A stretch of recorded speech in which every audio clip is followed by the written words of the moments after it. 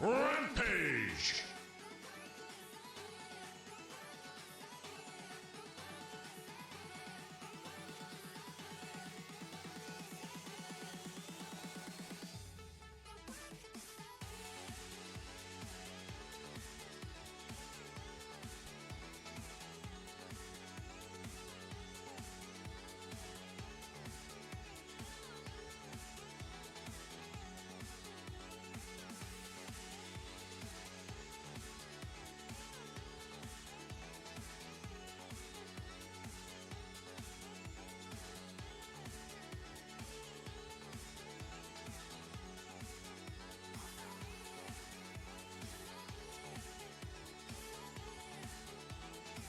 So I sit down after grabbing my drink, ready to start, and I've been raided.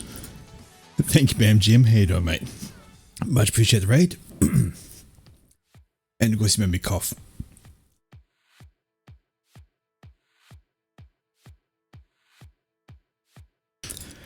Because I was partway through drinking. Hello guys, welcome. How you doing? My name's Asavash. I am doing some casting tonight of Supreme Commander Forged Alliance. I consider it one of the best RTS games out there. Definitely evening for me. Did I say morning? No, Foodman said morning. Stop confusing me. It's too early to get confused. Thank you, man. Much appreciated. Well, Forged Alliance Supreme Commander is what it is. RTS, base building, etc. But the best thing to do really is to go into it. Yeah, I like casting because, well, I generally cast players who are better than me, and people like to watch good play. When they watch me playing, it's not so good because I'm not that great. But hey, anyway, got a few things lined up. 11 AM, brilliant. Where are you from, mate? 11 AM. Ugh. Somewhere. Doesn't matter. I cast for anybody. You're here. You're welcome. Thank you for coming. And here we go. So I'm going to jump into the first game. And this is going to be the shortest cast I've got tonight. And it is a 4v4. And it's going down on a map known as Funeral Plains. And this is Funeral Plains. We play for Moose Ladder. I will have to check that out. Russia. Very nice to see you here, Bam. Much appreciated.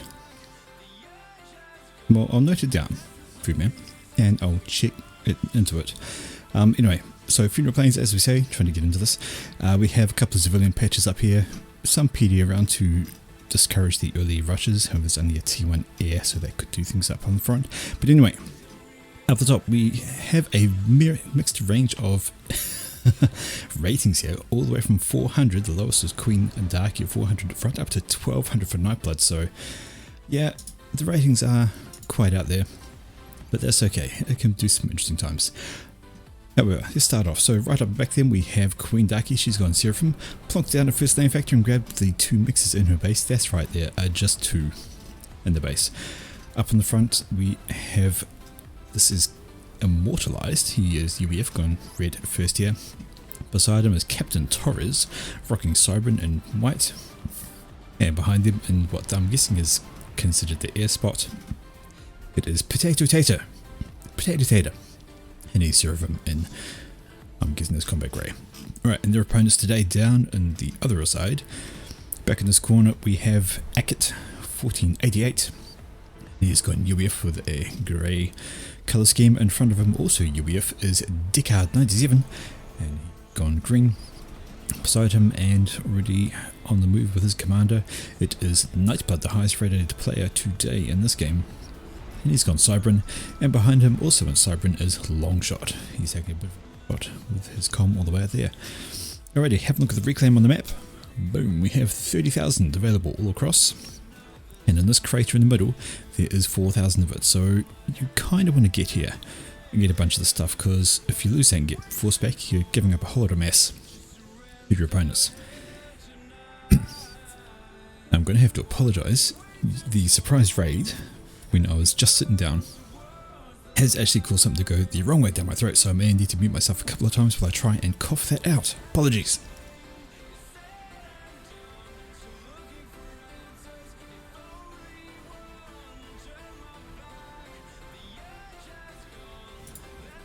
Okie dokie. So then, walking up to the front, we have Immortalized. He is on his way with his commander, and Nightblood sending an engineer. Is he going all the way? No, he's going for the mixers. So the only person currently making a play for the front mass. Don't say sorry. It's absolutely fine. I'll just, slowly die over here. But so it looks like Team 1 from the top is making a play at the front. That's Immortalized and Torres. They are the highest rated players and they're going for it. Longshot is asking for E. Is he on an upgrade? Well, no, he's not. He's just asking for E without booting any of his own. What? Oh, now he started booting it. Right. Everybody loves a power stall. Me, I love a power stall. I'm great at power stalling. You just ask anybody I play with. Power stall is real. Just waiting on the first things to get up. So I've got some scouts rolling out from Queen Darky over here. Some Cylons, which we know can do a little bit of damage. If they catch an engineer or two over here, they could certainly ruin their day. Speaking of scouts, we have some air moving out from Potato Tater. Has gone around and discovered what the enemy is up to. Being chased by an interceptor, but that thing's too slow. No way in hell is going to catch it. First fighting is actually, the first kill is actually by a civilian turret, taking down the scout as it flies overhead. Second kill goes to Immortalized as he picks up a unit.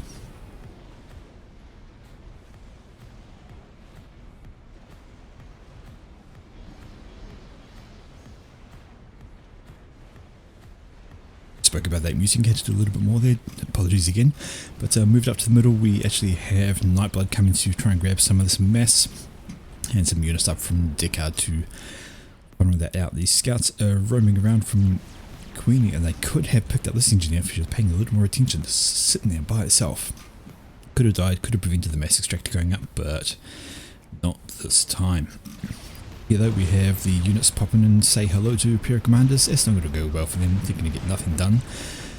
Down here, Nightblood's got the manual reclaim going, trying to pick up as many rocks as possible. While these guys are busy walking around shooting units on patrol. Checking up here, and that is a tiny raid from Deckard. Going to pick up an engineer, maybe. 1 health, there it goes. I hear bombers.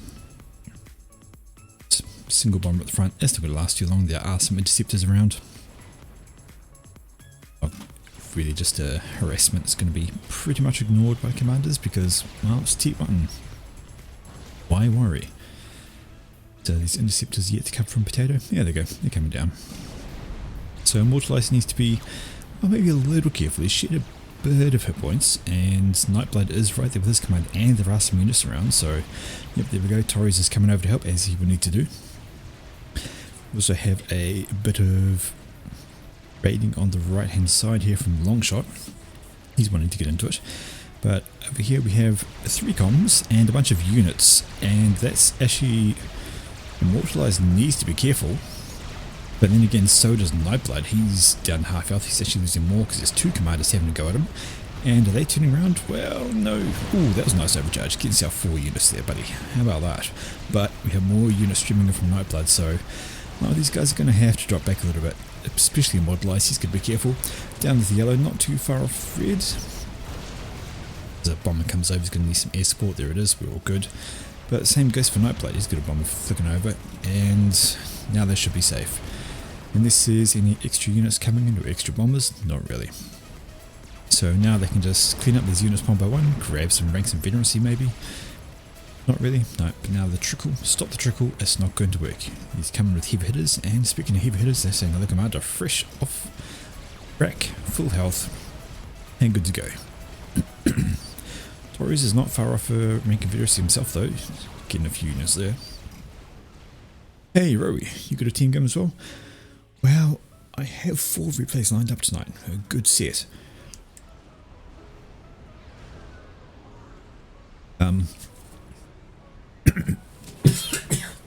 Oh my god, sorry. That one caught me a little by surprise, and we've got anti-air turret popped up just to clean things out.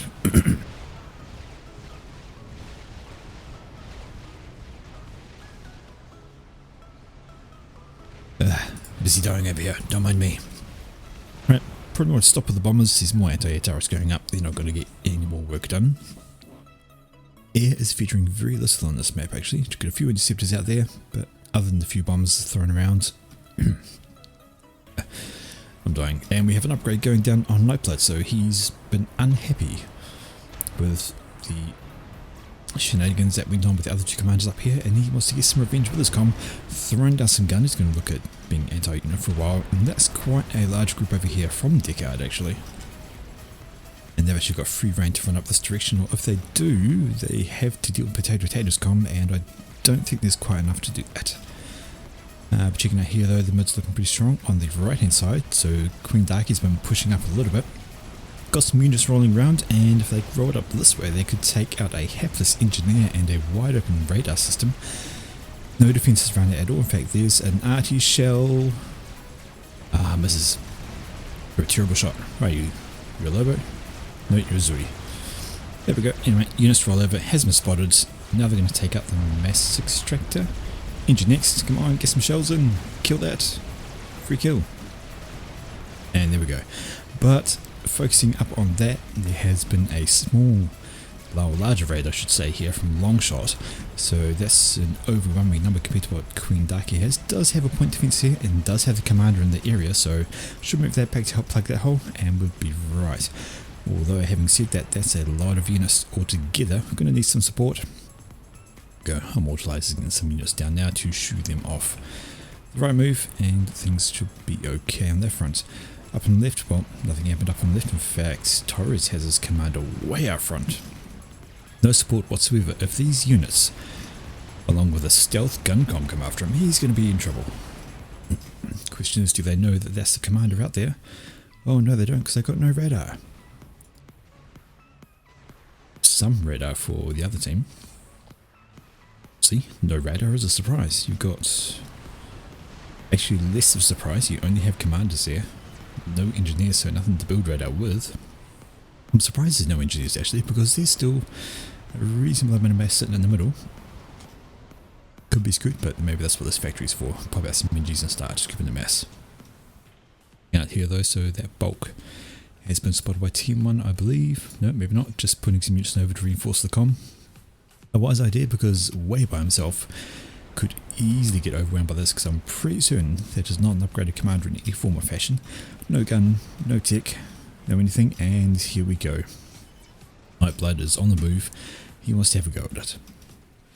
Right, let's check out the eco situation for a moment. So, if we have a look at the numbers, well, it looks like Team 1 up the top is well ahead here. They've grown a total mass of 60k to 44, so Team 2 is actually right behind on the mass front. Alright, but this right here could be a huge difference, because I know there was T2 popped on immortalized, and he has got some T2 ground, but without some kind of spotting, this comm's just going to be a nightmare.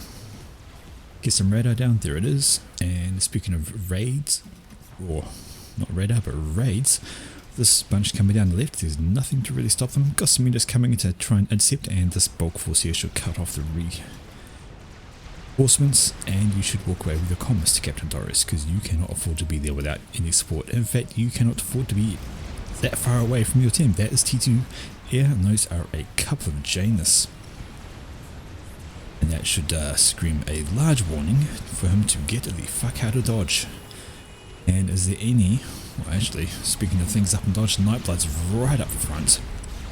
He's been picking off point defense, so there's nothing left to really defend here. Oh dear. They missed Torres? Yes, indeed they did. No radar, but they have spotted the other commander on the right hand side here. That is Queen Darky standing still, just taking a bunch of Mantis and Medusa fire to the face. Standing still. Not a great plan. Keep moving. Should be okay. Does have a supporting force here which could move in if Mortalize is watching. And in fact, this is now 2 commanders pushing up the mid. So Deckard also with a gun upgrade. So it's pure gun comms standing in the mid, and they are just happily wrecking everything around here. A whole lot of build power gone. Factories, sports, mass. Ooh. And speaking of fight, yeah. Bit of humanities overhead, but his commander is running the fuck away. Does have support in the form of Potato Tater, who's actually got some flak up, so if any air comes along, they will have to contend with that, but we do not see it. On the right hand side, so Queen's taking a bit of damage, but she's reinforced there, but the middle is where it's all at the moment. And hello, that's a Voldu. That is a Voldu. He must have been right on the edge of radar, but it's going to have to watch a couple of places here. So is there any air? Well, what's the air doing back here? It needs to come up here. That's a Voldu. Get your pings going, get some, even if some anti-air on the ground. Although, are they going to push for Torres? I think they are. These are both of them heading up this way. So Torres is absolutely surrounded by units. He's in a very, very bad spot. But this Voltu is still sitting there. I know there's air. I've seen it. Right here, scramble your inties, scramble anything to help out. The pings are going down, trying to call it. Voltu, Voltu, Voltu. There is some anti-air in the mix over here, which is going to help out. But now Torres is really in trouble. Down to 3,000, 2,000, 5,000. He's not going to get out of there alive. Surely he's about to die. We're going to see the first ejection of the game at 12 minutes. Torres has gone down by Deckard Guncom, but Nightblood's not too healthy himself, and in fact he's now getting hit by, that's Notha. And there's only a couple of tier 1 anti-air in there. That's T3? Alright, so Potato Data hasn't been idle. He's actually been getting T3 air. Wow, amazing. And this Notha is still floating around, trying to do some damage. It runs afoul of the anti-air on the ground though, and a couple of minutes to finally turns up to help out. So there we go. It is now 4 versus 3 in favour of Team 1, so they were behind, still behind on Eco. They have a huge map advantage right up the middle here, all these mixes. These 2 gun comms are still wandering around ready to just absolutely murder anything they come across because there's nothing really on the ground. There's a few TT units around, dotted around the place, but there's not much. You can just overcharge them, they go down, and that's going to be the end of that. Then we have this force here which may push up the left, although if they do they'll run into some point defense from Mr. Potato Tater. That curve of the ground though, and there's the T3 scouting going, so I don't really know why there's so many T3 scouts. He's done what, 1, 2, 3, 8, 9 T3 scouts just to look at what they're doing. Well, we know he's ahead, and you'll see the Janus, so that'll be figured out of what is the plan there, but this is a massive issue. They've got a sizable army over here, but it's all Team 1. 2 commanders in the mix, although Queen does have her comm in the region, and T2 point defense, yes it is. Is it going to be enough? No, it's not. 1, 2 PD. We do have some T2 units behind actually, so that may help tip the balance, but now these are rushing up this way, they're going to run into foul of those point defense. But right here, Deckard needs to be a bit careful. Nightblade's being a bit more cautious with his comm, he's dropping back. But that is a fair amount of PD, I think. Oh no, it's all TT units, so they really want to drop back. Can't afford to take that on now. And in fact, all these units are getting munched by the point defense. And hello, the Vuthus have decided to come and play. And there are some interceptors around which are definitely going to be needed, but man, Deckard is low down, and is that Queen Darky coming with the gun comm as well, so throwing down some extra damage, and Deckard is dropping health really, really fast. Where is the air support? Well, it's over here being completely useless, unfortunately. Deckard trying to dodge. He's got a lot of anti-air around actually, so that's going to keep him alive for now. So So that does, but he's down to 6,000, he can't stay around too much longer, and Nightblood needs to be careful, because Queen Daki is in the area. His stealth isn't going to help him much, and he will get plinked away by the T2PD. That is a T3 mix at the front. What? So Mortalize has actually been ticking, echoing pretty hard. He's got a T3 mix at the front, but not in his base. Weird. Deckard is telling Nightblood to pull back, which, well, he should, because it is not enough to defend him. Right now he doesn't have a lot of ground units, there's a lot of T2, and if he is not careful he could get caught up in all of this. There are two comms here, particularly a gun com, who's getting nano repair, but hey, is what it is. But checking this out, he's wandered into visual range, he's now that his units take fire, not just the units. Alright, checking out though, is there another air sniper attempt? Well, working on power first. That's a strat. Still needing power, but that's a strat. If he runs this out now, he could cause some serious issues for Nightblood. See, Torres here has identified stealth ACU. Comes a strat. And the ACU has been spotted. It's now taking point defense fire. Shield is down, but Dark has walked away. That's Draco. Oh, there it is. This looks like it's coming off another pass. I think it's locked on to the commander, or at least in the general region. About to find out. Nope. General region, so that, I think that was a ground fire. I don't think, oh, I can see it now. Definitely can see it now. Oof. There we go. So the strat plus point defense plus Titans, and that is the end of Nightblood, who was well warned in advance by Deckard to pull back. When the other team starts getting tech, especially when they've got Tech 3, you're running a huge risk leaving your commander at the front, because they can die very, very quickly. And there goes that strat. Well, it's down to 430 health, and what's it going to do with itself? Don't know at the moment. It's going to stop, turn around and get blattoed by Janus. Say that, strat bomber being killed by Janus. Well, they're capable, it just doesn't happen. And it looks like we actually have full share, so all that eco has gone to right person for this, as far as the team's concerned. It's gone to Deckard, who's the highest rated player, so now he's got some extra eco to play with, and he can hold some midsection, but he's going to want to grab some tech really fast. There's a bit of power going up over there, but he's still just got tech 2 factories. I imagine we'll see one of those go T3 much quicker. And speaking of Tech 3, well, it's not T3 air. That's not T3 air. So Team 2 have an issue. Have an issue where they don't have T3 while their opponent does. And that's another strat bomber being built. In fact, there's already one here. They're going to want to do something about this. Get some tech even on the ground and put up some sands. Absolutely anything, but their air is going to be their main concern.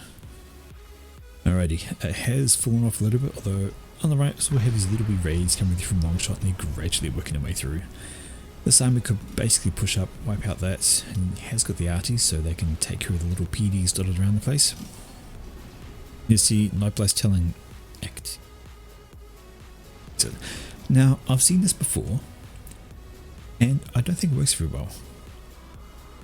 Missing the corner walls, I actually think leaves just this massive gap that units shoot through, and I've seen it can be completely ineffective, so I don't get that.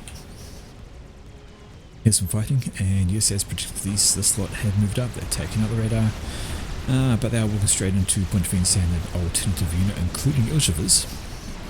So they're not going to get much more done. There's another force roaming around, but hey. Checking out the left though, and well, there's the Janus doing something. Are they trying to fight an ASF? Yes, they are. And there's enough of them that they're going to take it down too. See you later. Oh dear. Just keep an eye out down here though, so mostly defensive from Queen Darky. Good enough units to shoo away this. The Ilshivers are just potent.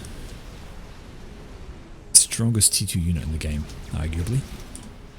They've got good range, they've got rapid fire, they're strong, they've got a good band of hit points, and I'm hearing Titans. That's a lot of Titans. And they're taking on a lot of T2. And they've got a lot of shields with them, but so does the other team. Ico. How are we doing today, Ico? Haven't seen you for a while. Yeah, things sure are happening. So, it's an RTS style game. You get your income with mass and energy, you get your factories and you build your units, and then you have your units fight each other. And that's pretty much the extent of the game. There's ground units, there's air units, there's navy. When there's water, there's no navy here. And this team down here is trying to beat this team up here. That's a pretty decent push up from Deckard's units, but they're just completely outmatched by the extra tech. So T2 versus T3 doesn't usually end too well. And checking out down here, we have it's a very heavily damaged Urshiva, but it gets away with 54 health. 54 health. Oh, gets a rank of veterancy and bumps up and starts regening. And then gets stunned by Medusas. Just annoying thing in the game, freaking stun. Alrighty, back up to the middle of those. So that is a huge force to T2. My recommendation for a Deckard right now is to stop the T2 spam. Just hold position and get T3 somewhere, anywhere, because he is still missing it and still pushing out T2. Not a great idea when your opponent has T3. Have we got T3? Yes, we do. We finally have T3 air from Ackett. To do something really quickly, because still only the 2 strap bombers. Still 2. It's fine. Oh my god. Are you hitting me with the Brink meme? It's fine, it's fine. I used to watch Brink a lot. He was a really good caster. He had lots of fun. But anyway, I'm surprised that these Janus have been used for more raiding. They could take a lot more mixes, particularly up here. There's a T3 mix sitting up in the corner. Kill it, kill it. Back to the middle here, and those Titans are still munching around trying to take things out. A couple of them do go down. I mean, it is a large number of T2 units, so they've got to be careful. They get in range, they will start dropping, especially when their shields go. And there are some shields protecting on there, so that looks like a full-on attack. Have a go at each other, boys. Shields are down. But the Titans are winning out, just the sheer volume of firepower they throw up. But that's some Janus popping overhead for the assist. Yes, it is. So standing around and fire does not help your chances of survival. But also, your chances of survival are slim when you're a shield generator that has no weapons. Bye. Alright, so there goes that positioning again, but hello, strats, I hear them. Where are they? There they are, and they've taken up a T2 mix. Now they're stuck on the edge of the map. What is their next target? Well, I would say over this way, probably. And here they are. Oh, they're going for the HQ. This is bad. This is bad. A mess fab. Well, your HQ's under attack, boy. You need to do something else than a mess fab. You've got no ASFs. There's a stress again. Another bomb out. And that's been planted in the middle of everything. Oh dear. Oh dear, that's all his power gone. He's going to be locked hard right now, I would imagine. Oh no, I missed that one. But he's still locked hard. And that's not going to survive long either. And Nightblood's calling the same thing. Get some SAMs up. Which he should do, but his engineers are idle. I think he's confused and he's not sure what to do. Grab them, slap a SAM, that will help you out. Running too late. Back in the middle here though, more fighting going on. Got to try and keep an eye on that, and this at the same time, it's not long till that is dead. Oh, and the ASF are in from Potato as well, so goodbye T3 HQ. Oh dear. Still standing there, not sure what to do. Is he repairing? He is repairing. Nightblood's trying to tell him, build SAMs. One SAM would just help out very much. And he's given up on telling him to build SAMs and is suggesting somebody else do it instead. But nobody else has tech. Nobody else has tech 3. Deckard is still sitting on T2. Oh, there's a T3 land factory. Do you have a T3 engineer? No, he doesn't. There's a T3 engineer. Start with a SAM. Do it. Do it now. And in fact, I think we're going to see Ackett go out. He has been focused down. His T3 air is gone. His T3 power is gone. So even if he dies, he hasn't got that much eco to go over. And it was SAM. We do have some ASF from Deckard. They're trying to get in on the action. And I think they finally do, but not before Ackett is dead. Where did that T3 air come from? I don't actually see his air. Don't actually know where those came from. So there's a Sam anyway, get some more build power up. Back in the middle, things have slowed down. I see a mobile missile launchers. Spearheads, as a matter of fact. These things are brutal. At range, they do a lot of damage. They lob at a... I thought they did the bigger salvo than that. Why are those in the background all shiny? Because they're walking. They're kicking up dust clouds. That's a problem. Let's just double check. Well, he has radar. He's power stalling. He can't see them coming. Oh, that's a problem. They are right on the doorstep. And range is what's going to help, especially the spearheads, but they are just going to go down in half a heartbeat. They're strong, they've got lots of range, but whoa, don't move them in. Actually, Queen Darky's there with her commander as well, so bold, although that's a lot of forces, and this is T2, still could be dangerous, quite dangerous to do. Especially when look what's going on here. So Longshot has decided he's had enough, and he's given over everything to Deckard. So now it is a 1v3. 1 versus 3. Deckard says he doesn't have power to run this because, well, he doesn't. He's still building a SAM. Well, he needs to get some power somewhere and he needs to be careful. He does have T3 up the front though. That's a Percival. These things just look so brutal. It's kind of like the 18 Warthog. Here's a gun, now design something to carry it. That's what they've done. And that's all they are. They're just a walking gun. I like Percivals. But, oh no. Immortalized has been a wee bit quiet, and now we know why. Because he's built a FAF boy. This is going to be problems for Deckard. He's now trying to take on all of this in a 1v3 situation. He's going to struggle. Now here, I mentioned about that wall section thing earlier. Yeah, well, you only hear what you want to hear, Bam. And apparently you want to hear things about dicks. So, enjoy. He is trying to get his eco sorted, because he's going to need that eco. He does have a good T3 bank here with Percival, and Spearheads popping out, so that's going to be a dangerous T3 force. And if he just held back and let the Spearheads do their thing, they could soften up all of this, because there are other Percivals too, just holding the line. Boom, down goes the Titans. Titans versus Percivals goes badly for Titans. But anything versus a FAF boy at range goes bad for anything. You know, the shells just start raining in on this, and that's just going to cause mayhem. Absolute mayhem. Coming in. Bosh. So I think they're trying to upgrade an Omni in the middle. Oh, that's absolutely how we feel about FAF. FAF is great.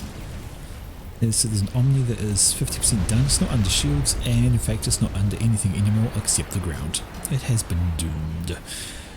You know, this group though, they are just standing still. They're going to get just gradually torn down by the FAF boy, and it's either come or run. And he's deciding on the run option, which is not that great because the FAF boy's faster. On the left hand side though, we now have, is that another strat attempt from Potato? Well, it is, but I don't think there's enough strats. He's only got 2. Has found air over here, which is just going to go badly. Strats are coming, but this time we have SAMs, so they're not going to last long. They're going to get 1 mass extractor and they're going to die. Actually, 2 of them, if they, what did they take out? So, if that was only a T2 mass extractor, well, they haven't actually paid for themselves at all. They need to take out a T3. Captain Torres is saying he's worried about a nuke. Well, it doesn't need to be, because there. Mass. You could claim the mass, you could trying to work on a fat boy because, well, he had a fat boy up here to deal with. His army has fallen right back. Good that. A really good counter to fat boys. Probably, aside from like a different experiment of rushing it in the face, is T2ID. It outranges the fat boy, and because it's so big, it barely ever misses. And a whole bank of those can completely ruin a fat boy's day. Checking out over here though, so Queen's still just roaming around with a bit of an army of her own. Just walk around and wipe out this entire section if she felt like it. And speaking of where Queen Darky is, comes at the front, decides to just stop here and pop on some nano repair. That was the advanced nano repair, so got the normal one. It's a big upgrade. Regen aura instead, cool. Keep other things around them alive, like this. This group here, well, they're going to start wandering over to the right. They could come through, clean up all of that, and maybe push up the side, but the problem there is this slot could easily do exactly what they're doing. Nope, I thought they were moving in, but they're just repositioning, and this army is now ranged the fat boy. That's not going to end well. Let's just double check back down here on what the go is here. Well, that fat boy is not going up too... Could be going up better than that, shouldn't he? 360 eco. Is he using it? It's paused. Building areas you have to. That's right. It's got a lot of assistance on these here. Trying to work them out. And also down here, all the power trying to get built. That air factory paused. Probably shouldn't be. Got nothing doing down there either. Okay, so let's check the middle though. That was a significant push to try and oust the fat boy and the army, but Waterlies has seen it coming, has moved his army back, stay out of the way. And there's not much to move formation here. That spearhead just gets munted by the fat boy. Look at that. This army is pushing up the middle though. If they swung to the right, they might be able to catch the fat boy because it's currently in front of the forces. But as it is, they're just walking up, doing not much. Queen has to be careful. No, she'll be fine. Got plenty of support. Isn't going to die there. But this looks like it could be the end for this army. Too many spearheads up the front. Keep those things back. They're ranged. They should be used for siege.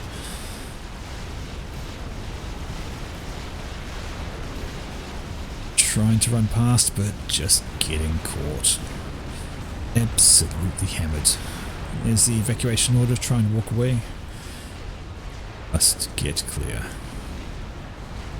So we're going to take some losses, being pursued by other Percivals. In fact, there we go.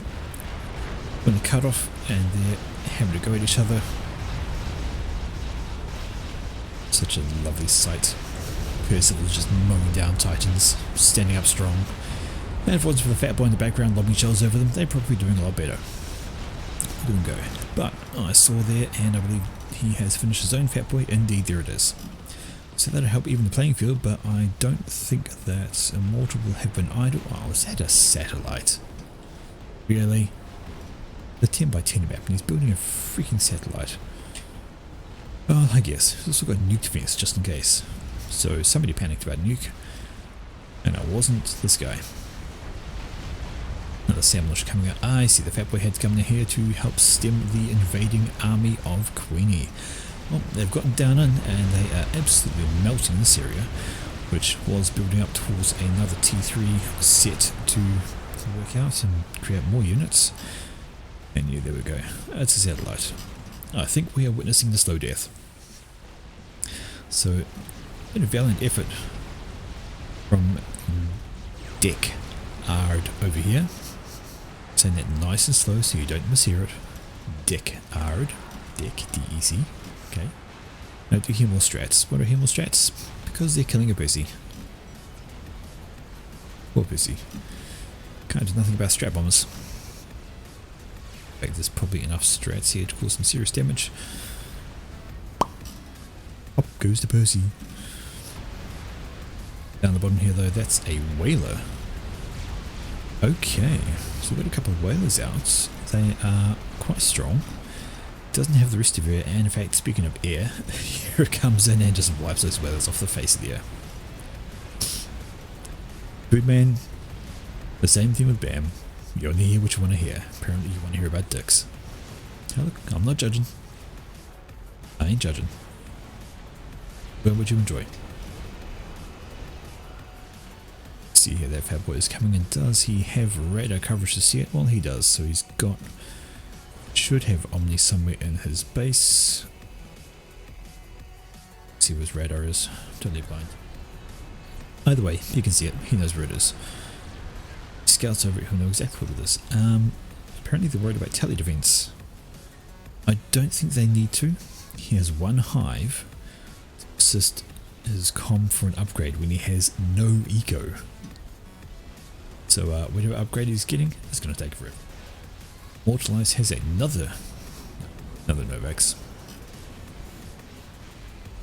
Here come the strats. I think they're going to target this, and as soon as that fat boy goes down, it is going to be all over.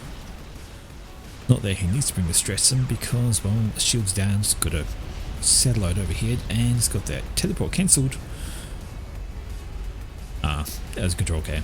I think he's had enough. Throws out the GG, he reckons it's all over, and I don't disagree with him. That's a sizable force of Percy's, Titans and Fatboy coming in. There's some Percy's on defense, but honestly I think they're just going to get melted by this entire force, and, well, he agrees as well. Spots the satellite overhead, sees us coming in, and the extra force coming in from Queen Darky. I think that is going to be game. Is he going to control K, or will he carry on until the bitter end? Well, I don't think he's going to have to worry too much about carrying on to the bitter end. These are strap bombers. He has got a lot of SAMs. Oh, there we go. The control K.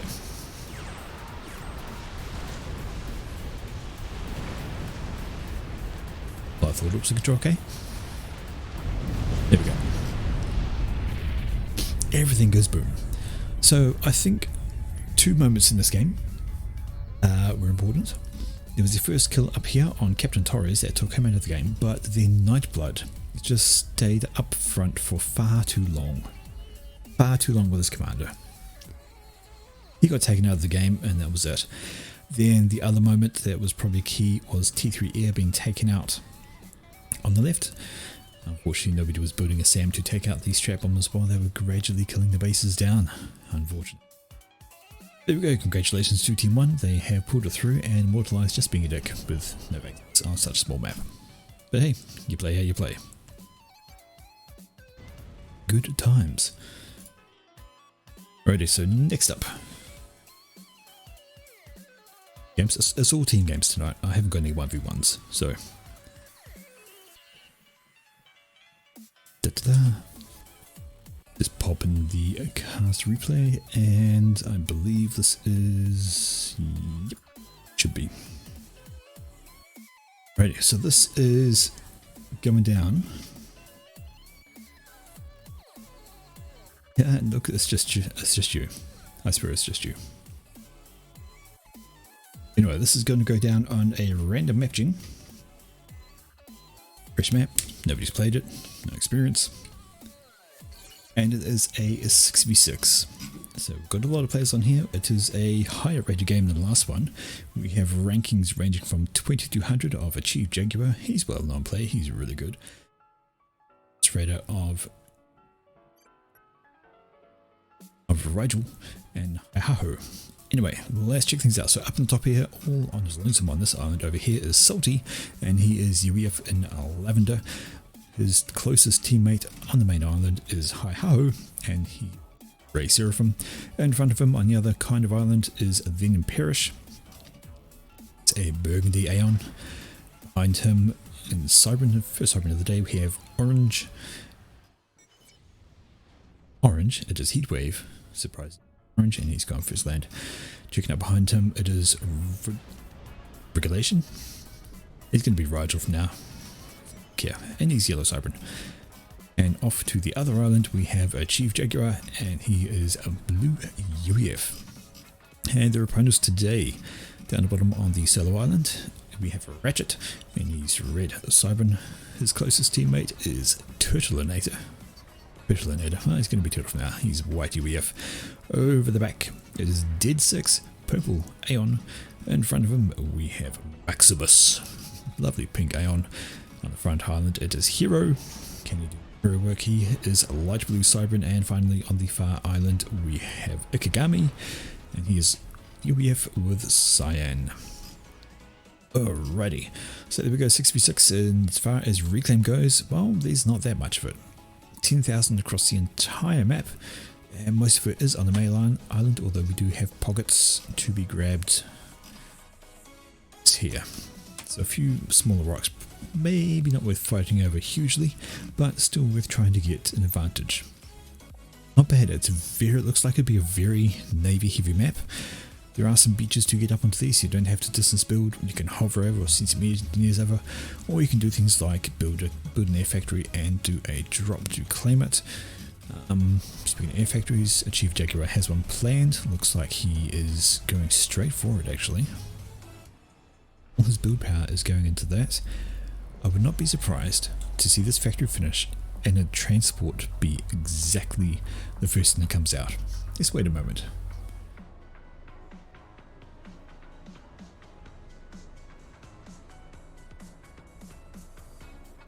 I'm a noob, and even I do that.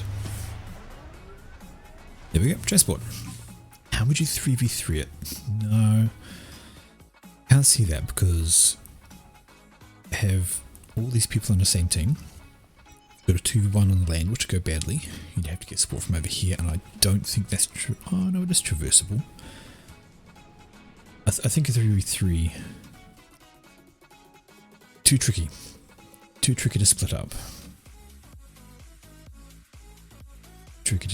Anyway, so now here how's that transport? Well, it's done and it is on the way. Do we have a counter transport? Oh no, because it has gone for navy. So his opposite has not gone for navy, and he's going to drop and try and grab a section here, which if he does is going to give him a whole lot more eco, because there is 6 mass extractors and how much reclaim? Not that much. About it is a T2 mix, but yeah.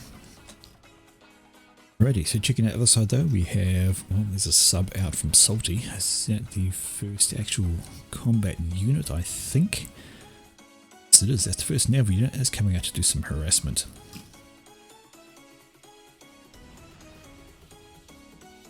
Doesn't even have a naval yard yet, whilst there is 1 or 5 naval yards, team 1, and there is 0 naval yards. 1 almost done here.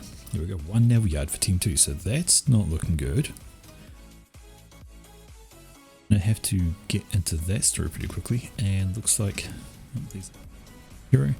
Looks like Maximus is walking his comm over here to look at grabbing the side island as well. Here, well, it appears that Jaguar is fully entrenched with some combat units to help shoo away any engineers, and it looks like Ratchet has realized this and he's decided, I'm not going to drop up there, I'm going to bring these guys back. They're back. Would do good to drop them here, just get things. Hero started a torpedo but then cancelled it because he's not in the water. Stop building the factory. Whoopsie, that might be a mistake. Anyway, checking out the navy situation, as we said, still just the 1 factory for team Ratchet, but since of building that factory here has lost out on this island. Got some interceptors out to get shot down because they did not pick up that transport at all, and he's got a bomber working on some harassment. If we can take out some of the build power, it might do okay, but we'd expect to see these interceptors come in from Jaguar and take it out. In fact, there we go. And now Hero grabs torpedo on his comm. Well, you might as well walk around into the water first. So now he's going to be standing still right where a frigate can come in and shoot him at will. Not sure what has more range, but some hover coming over from Maximus, so he wants to make a nuisance of himself on the water without guard up down there now. And oh wow, straight on for the other island on that drop. And he knows these guys are here and straight up with a factory. Pretty quickly, you want to throw some arty out of there. First thing, maybe a couple of bots just to go and kill the... But that's a lot of build power. And Jaguar is absolutely challenging for this island. Getting up the PD, is that the right move? Well, we'll find out. And there we go, the Medusa coming out, which will hopefully be able to stall. Over there, I presume Ratchet is aware of it. Not actually. Even seen it. Maybe he saw the units, maybe he's expecting it, but he has zero idea that this is here. And is that more build power? Yes, it is. So it's not gonna be good. And a bomb is coming, so about that. And that's using the ghetto gunship variant. Bomber comes over. 2 engineers at a half build radar. Tool. Engineer goes down. Artie's gonna go down. Just can't control what they shoot at, and that's a third factory going up, so Jaguar is absolutely gonna hold this island as well. So he's claimed this entire section. The other side, we see the same thing has happened, sort of. This islands have been claimed by Ikigami, so it's even on that aspect. And while Ratchet does have navy, he could just work on getting T2. Jaguar has no navy, so he doesn't need to worry about getting navy rushed, although Wave is pushing up some units while... So Ratchet might feel a bit hard done by. That's a hard spot to hold. This guy and this guy pushing at you. So it's a hard spot to hold when you have the highest rated player in the game. Chief Jaguar having to go at you because he is good. You see, he is basically just... This transport's just been floating here for so long. Engineers on board. Goes to land, which is a bad idea. Just almost gets taken out by the Mantis. Now it's going to be safe because these units coming in, and that will be the end of that little shit. Up here though, chucking some frigates in, just looking to take things down a little. So it needs to get T2 Navy to help out at all, but comes Heatwave. He's got no support from his teammates, so it's going to be very, very hard done by. Comparatively on the other corner, well, Salty is fine. No pressure coming in. We have some floating units down here. We have some navy in the bay. And Hero is still working on that upgrade on his commander at the edge of the build. It's still going to take some time to walk around. He's going to walk all the way around here, I think. Looking at the... Yep. He's going to go from here all the way around there and then back up to be of any use. And as he gets T2 transport and goes pop pop. See, I'm having T2 air. T2 air. Dead 6 at the back here, working on T3. Side, well, that's still T2 for Rigel. So, power grid if you've ever seen one.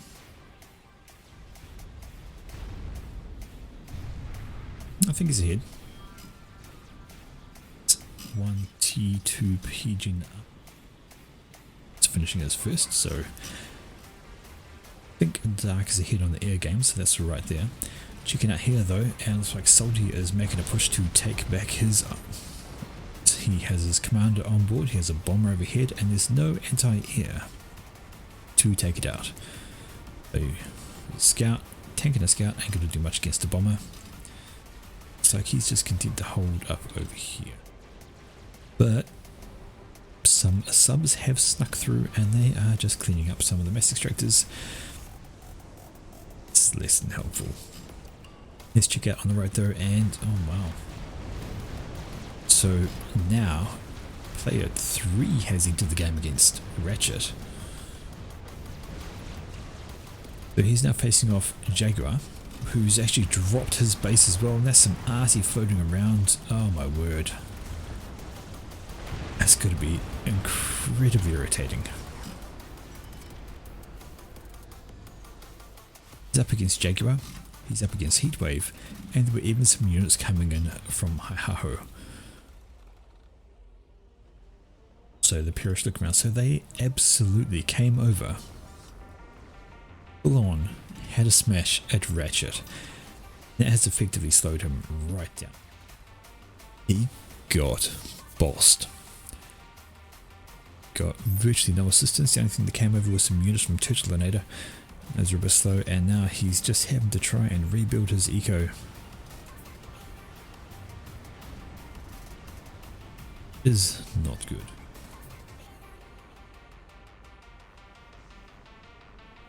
Now we have a single submarine, which is just particularly right. The mass extractors here.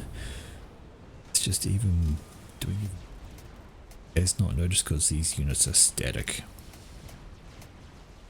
Yeah, absolutely. It looks like we have a bit of a navy fight going on over here. The Kagami was trying to push up, but he has been woefully outmatched. Forces of Haihaho, Salty, and even the Imperials coming over. So these guys look to be working together as a bit more of a team. Every time one of the other players try to get in, they quickly all jump over it and slow things down. But that's T2. That is T2 for Maximus, and that's a Vesper. So it's going to have some fun, as long as it doesn't take on too many at once. Should be okay. What's it shooting at? Well, it's shooting at some subs. So yeah, there's a whole bunch of tier 1 subs in the area. It is going to struggle, and it might actually go down. Too many subs to deal with. Here come the torps, and bye bye Vesper. But things with torpedoes, we have a commander, and Hero is going to be able to clean up all of that. Let's check out for other tech though. There is T2 from Heatwave. There's the Salem. And also Jaguar's gotten into the game. He's getting some factories up. What's his tech? Well, he's got T2 base, he's got T2 mixers, bit of power, but I think focusing down here at the moment on all this. Another factory. So he's jumped into the Navy game now that he's got a hold there and a hold there. Checking out down here, Ratchet has managed to rebuild his eco. Almost. And has he got any tech coming? No, it's still just popping out some T1 units, but he desperately needs. It's T3 from Rigel has T3. T3 power to help out. And Dead 6 is, oh, he's been raided too. Oh my word. So more raids from Jaguar, and this could be very problematic. He might have T3 air, but he's not going to have any power in a second, because these arties are just going to destroy. T1 bomber comes out to help out, commander's wandered over. T2 Windies are spamming up some PD to shoot things away, but of course they don't outrange Artie. That is a huge blow. Can't get T3 air when you don't have T3 power. Absolutely smashed, and there we go, asking for E because he needs it. Honestly, he should work on a bit of T2 power first. He's got the Rex there. He could just rebuild one really quickly rather than trying to force the T3 out, but he's just sticking to it. If his teammates can float him, he'll be fine. Speaking of tech, well, look at that. Still that T1 sub just rolling around. He's got himself 8 kills now. For a T1, that's not bad. Are we seeing tech from Ratchet? No, we're not. We're still seeing a rebuild of his eco. It is not going too badly. But while he's doing eco, he's not doing other things. And speaking of eco, surprised Jaguar hasn't got more. Let's check in though on those are torp bombers coming out from Haihaho. They're going to wander over this way and supplement the Navy, and they're specifically here to take out the Vespers, which they do in such an easy manner. Getting some floatings trying to get over, but they're not going to do much good against frigates that are on the move. That will counter the hover tanks very easily. In the middle though, a bit of a push out from Team 2, so that's all good. They're trying to expand their control, but they've got to worry about these. Some of these they've come over to help clean up. And is that going to survive? Well, maybe not. Maybe so. Look at that single torp coming in. Bosh. Still alive though. 216 health. Not too bad. Torp bombs are still in the area though. So a bit of a worry. But one of the bigger worries is this here. There is 2 T3 power generators and a second T3 factory going up. So not even building units just yet is Rigel. It's like, I'm ahead. I don't need to worry. that I can get more build power up while my opponent's trying to get his eco sorted. So we can just see that a Chief Jaguar has been very effective today with his drops. He's taken to 2 side islands. He did a drop onto Ratchet, took us a whole bunch of his eco, and a drop onto Dead 6, which has caused him to be behind in air. And look, there's more air. Torp bombs all around the place, helping to kill subs. And there we have an Exodus. So it's T2 Navy versus T2 Navy, and right, Hero's going to have to be a little careful. He's standing water, he's got some defenses on his comm. The entire point of him having the upgrade on his commander is to help fight Navy, but when there's T2 and Torp bombs floating around, you don't want to stick around too much. Alright, checking out here though, so that is Tier 1 units versus T2 Navy. It's never going to end well. Torpedo bombers are down, and while there are some T2 subs in the way, they don't do that great against. You'd think they do better than what they do, but they don't, because destroyers have their own torpedoes, of course, and when they get close and get overhead, they actually win by hit points alone. Just they can tank so much more. And you see there, got a destroyer popping out a bunch of torpedoes and just shredding the hit points off the Vespers. So you see how many it's trying to take down, but 3 of them trying to take it down, and it's actually holding itself up.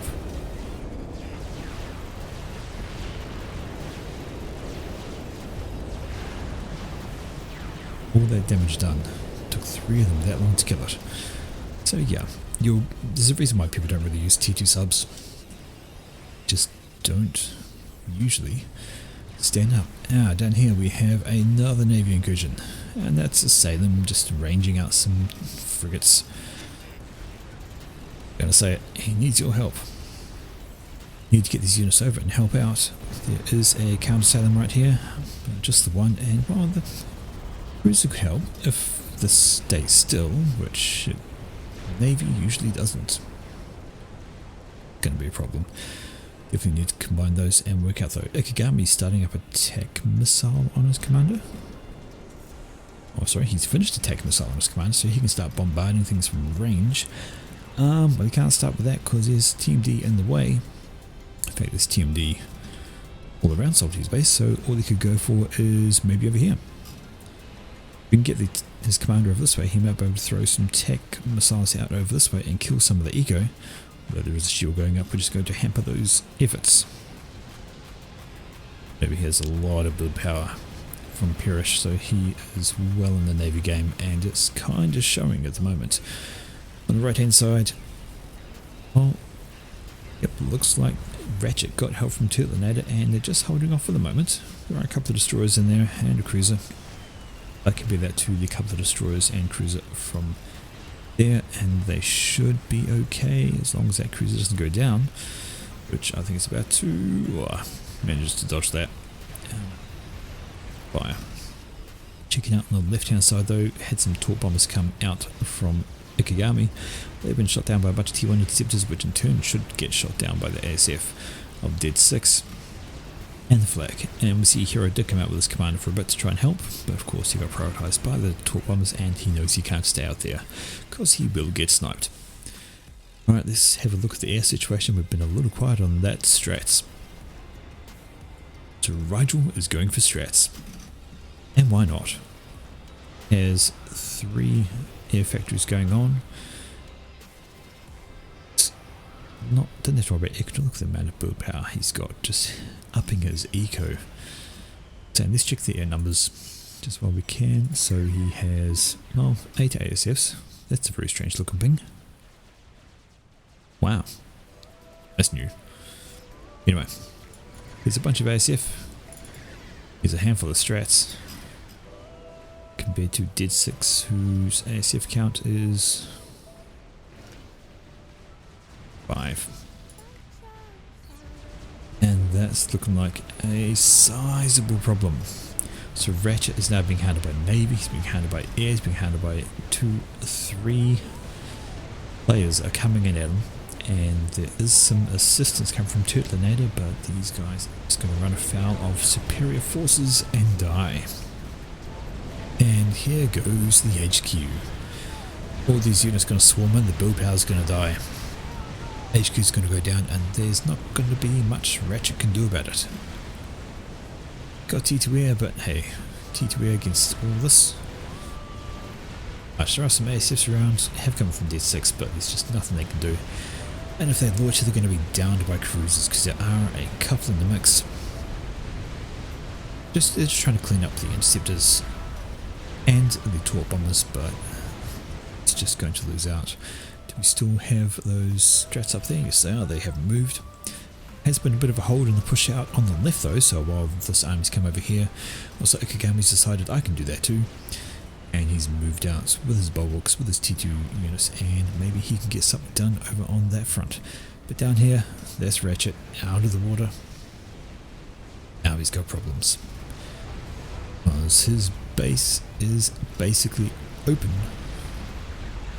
from the water. There is not much he can do about that, I do not think. We've already needed to have point defense and shields and stuff up, but don't leave your ASF sitting there. But shots are coming in from all the T2. Exodus destroyers firing over. You've got the Salients plinking away, and they can even walk on the land and start shooting things. I think Ratchet knows it's done, and he is sending his commander out to say hello. His base is basically done. He is basically out of the game.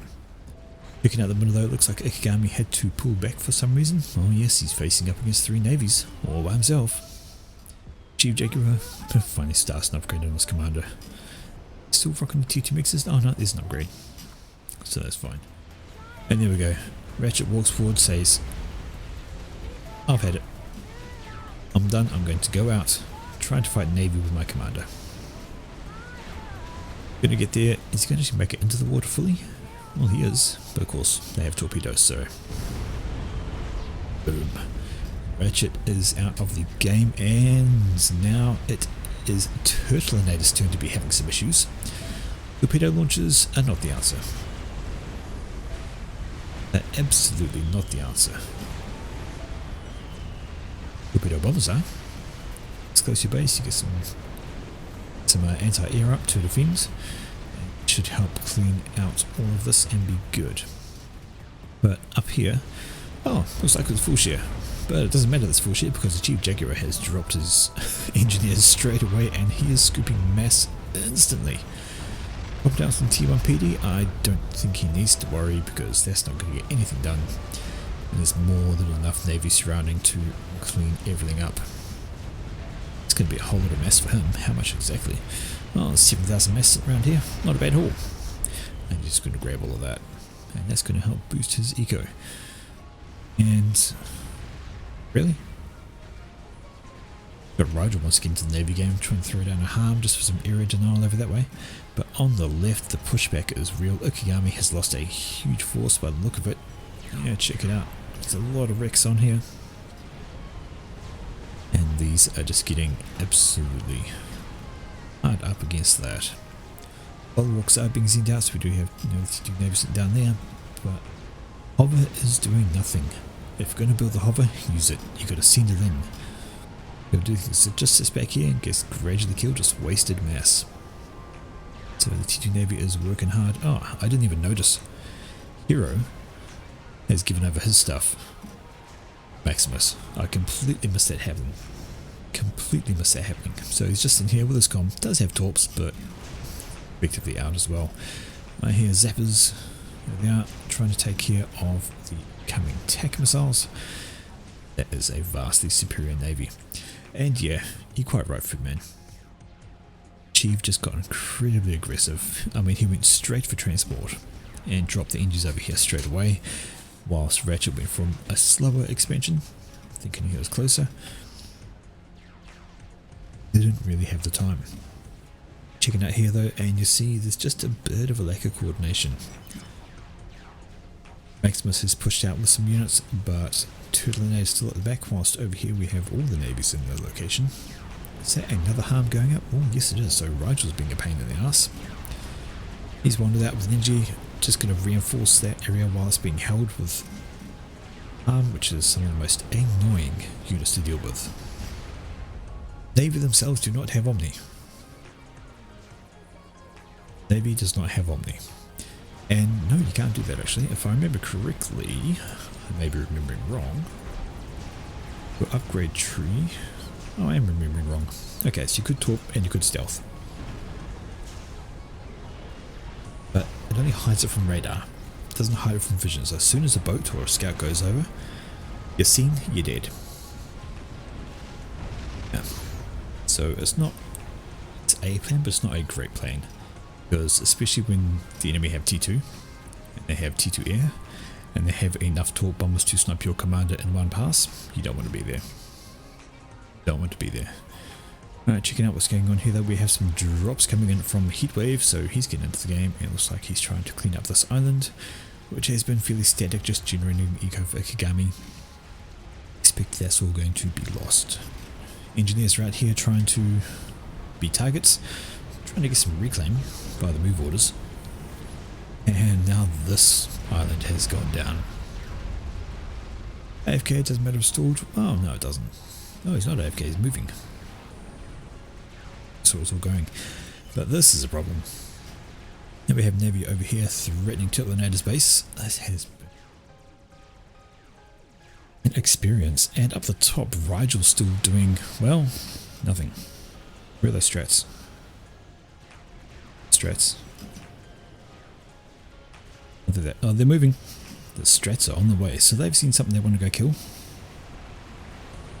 Keep an eye on those. I'm sure they found a commander somewhere they're going to bomb, or an HQ or something like that, but we'll try and spot those as they come through. But yeah, Navy is so critical on this map. You have a look. Turtlinator is getting absolutely sunk right now. All these units have just come in and destroyed so much eco. Strats are backed off. Alright, see you later. So Dead 6 is trying to get Raz on, is gone. Fair enough, good to get eco somehow. He has got himself a few factories. And in fact, that's his extra.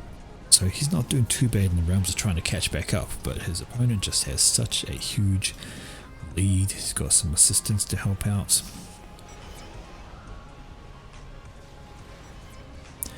And Strats over here, found them, found Ikigami, he's gone. Not gonna get out of that.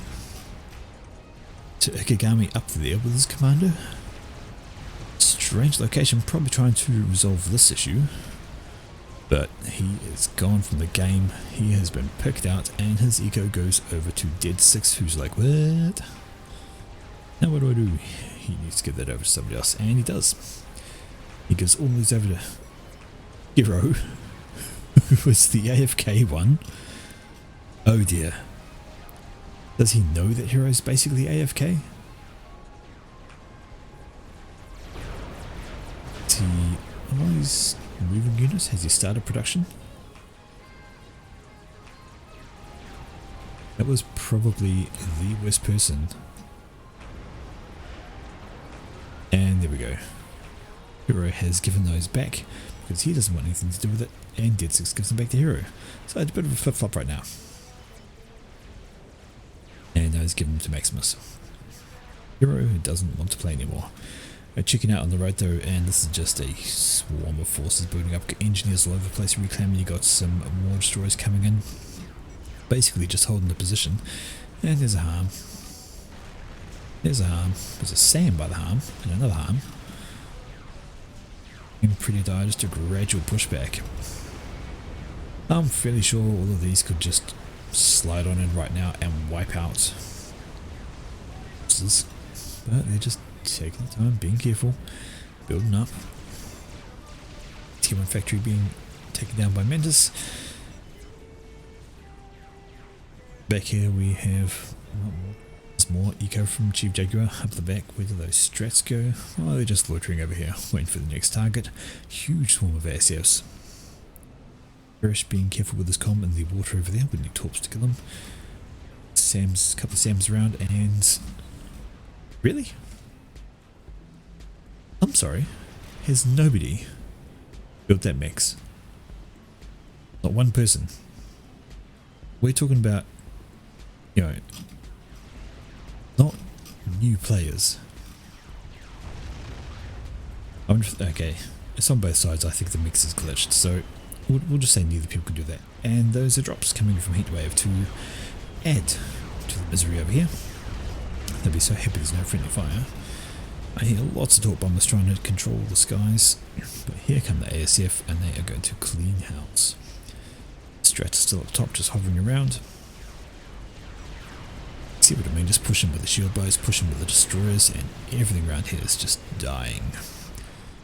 Right, torp bombers are going to get shredded, trying to defend. But that is a solid air win for Rigel, so hey, game over. Yeah, I think this mix might be glitched in some way because this one hasn't been built either. So you can see like these ones, they've got a wreck on them, so there was something there. But this particular one on both sides never got taken.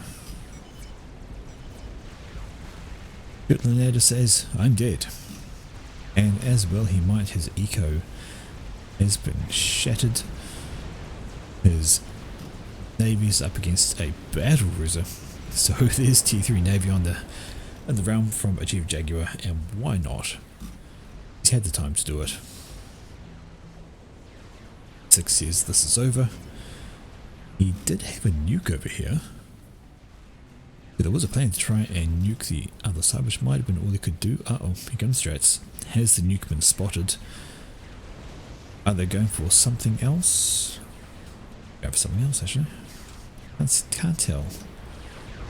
We're going to see some bombs going out here. Here we do. They're going to take us, Miko. But hey, why not?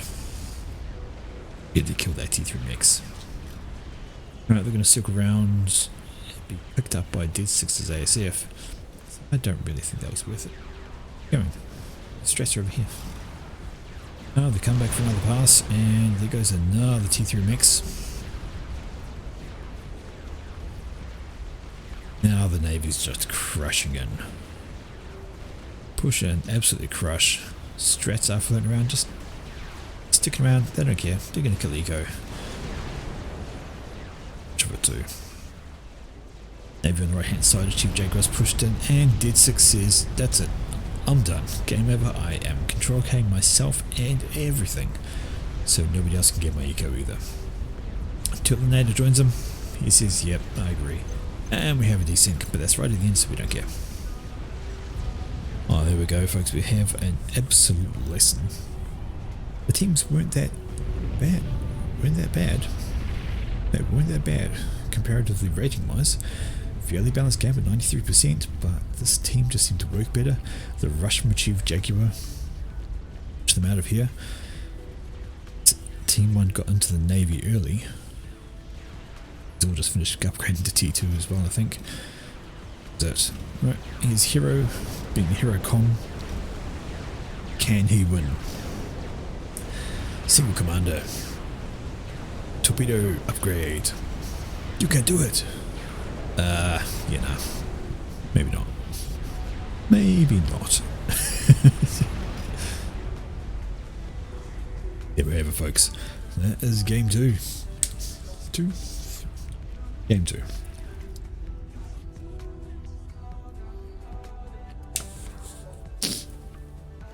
Alrighty, excuse me while I just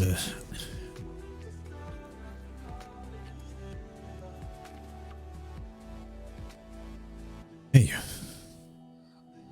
No comeback this time round. There was a nuke. Never got used. It's the slow, almost inevitable. Ikigami getting caught out here did not help, although the eco stayed. It just gun one they couldn't deal with. Really rubbing it in. Absolutely.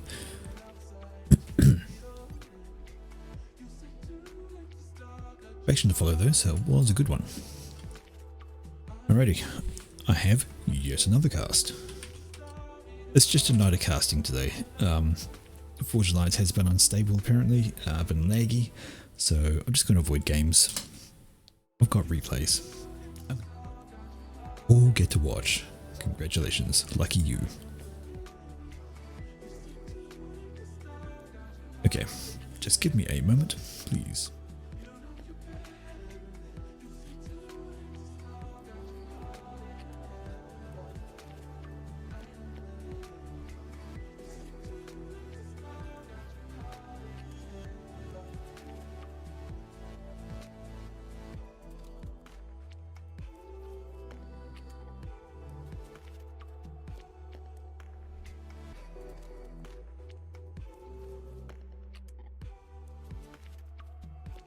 Thank you, Radio. We are back. So, on to our third cast of the night. Appreciate it, Ben.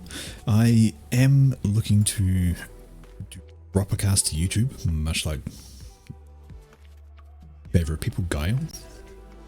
Does these lovely casts, does a proper, gets himself all set up and has a great thing going on. So, I want to do that as well. Maybe I'll look at casting proper and then let's use Twitch for other things and maybe live casting. But anyway, we have another random generated map. This time we have a mixture, a little bit wider range of ratings. We have the top being 2000 of Hazard and the lowest is Ascanti. Anyway, up here at the top, we're going to call this Team 1 because that's what scoreboard says. And let's have a look. Right, first up over here is Banani. God, does fantastic work.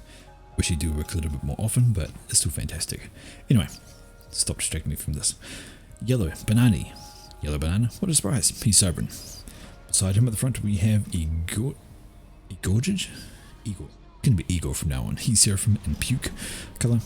Up behind him in the air slot it is Natron, and he is combat green. Cybrin, the next player is Isakinti, and our lowest rated player, Burgundy UEF. And up the other front is Saurian AI. We all remember Saurian AI. He is UEF in orange. Their opponents today down here at the bottom. We have Hazard 99. He's got red in UEF. Beside him it is Kamachi Onazuka. It's going to be Koma or Kamachi, and he's Cybrin. At the rear air position it is Emperor Penguin. Aeon in front of him, in lurid pink we have Stadima. It's another Aeon, and finally up the front we have a Seraphim in standard green. So many greens. We have bright green, we have a lower green. Is that M green or is it grey? I don't know. He's Seraphim. Anyhow. Balanced 94% rating. That is actually very balanced. One of the highest ratings I've seen. And we do have 20 difference average overall. So they've done quite good with the balance on this one. Good. So, random generated map. How's your reclaim? Well, 5,000. A little bit around the start to help you get up into. And Banani, try and grab its larger bits. Really, there's not a huge amount. A couple of clumps here and there will help boost eco a little bit.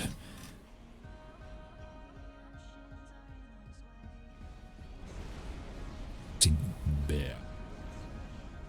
Mountains, okay, they're mountains. Mountains all over places.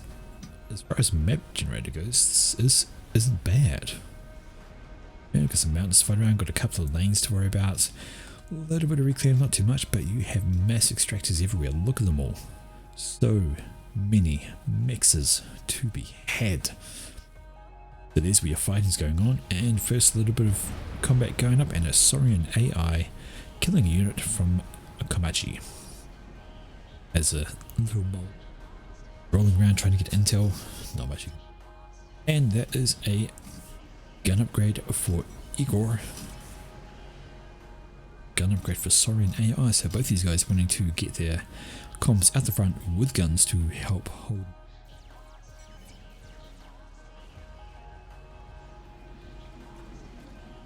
The scout war, as it does, because it's basically a lab. Times. Ready, so sticking into the back, this is Natron getting upgrades on this mix already, so he's wanting to eco pretty fast. Side, well, doing the same thing. Gonna absolutely focus on the air and eco to get into it. This is gonna be a problem though. There are no upgrades going the other way. Might be taking their time, and in fact, that's going to take ages. 2 minutes to get that done. Building.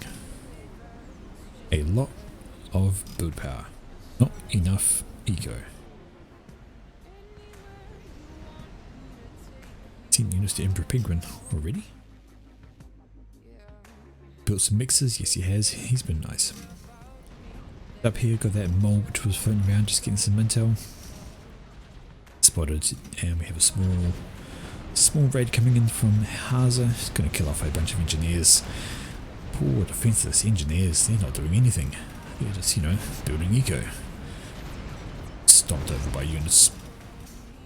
No defense except for a random bomber passing over, which gets nothing because he's interceptors as well. Sucks to be that guy. Destroying the eco. And okay, Saurian has finished his gun upgrade on his comp. He's going to go for a wander into the middle. In fact, he's going to go for a wander over the other side. Interesting decision. Short pause, something happened.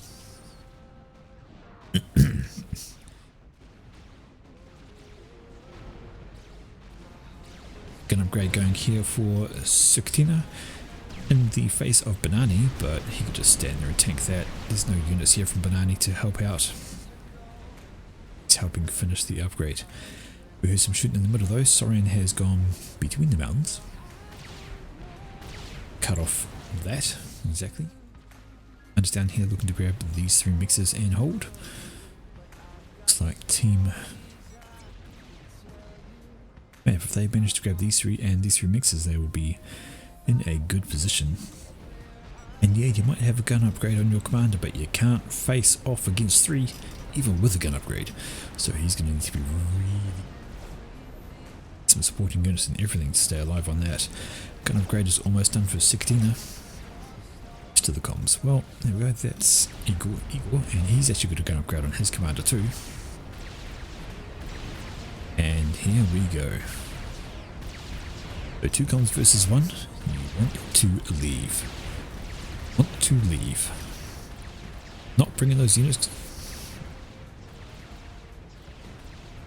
is Komchi trying to do the distance build to slow him down, but that didn't work. But now we do have 3 comms on 1, so Saurian is in a lot of trouble.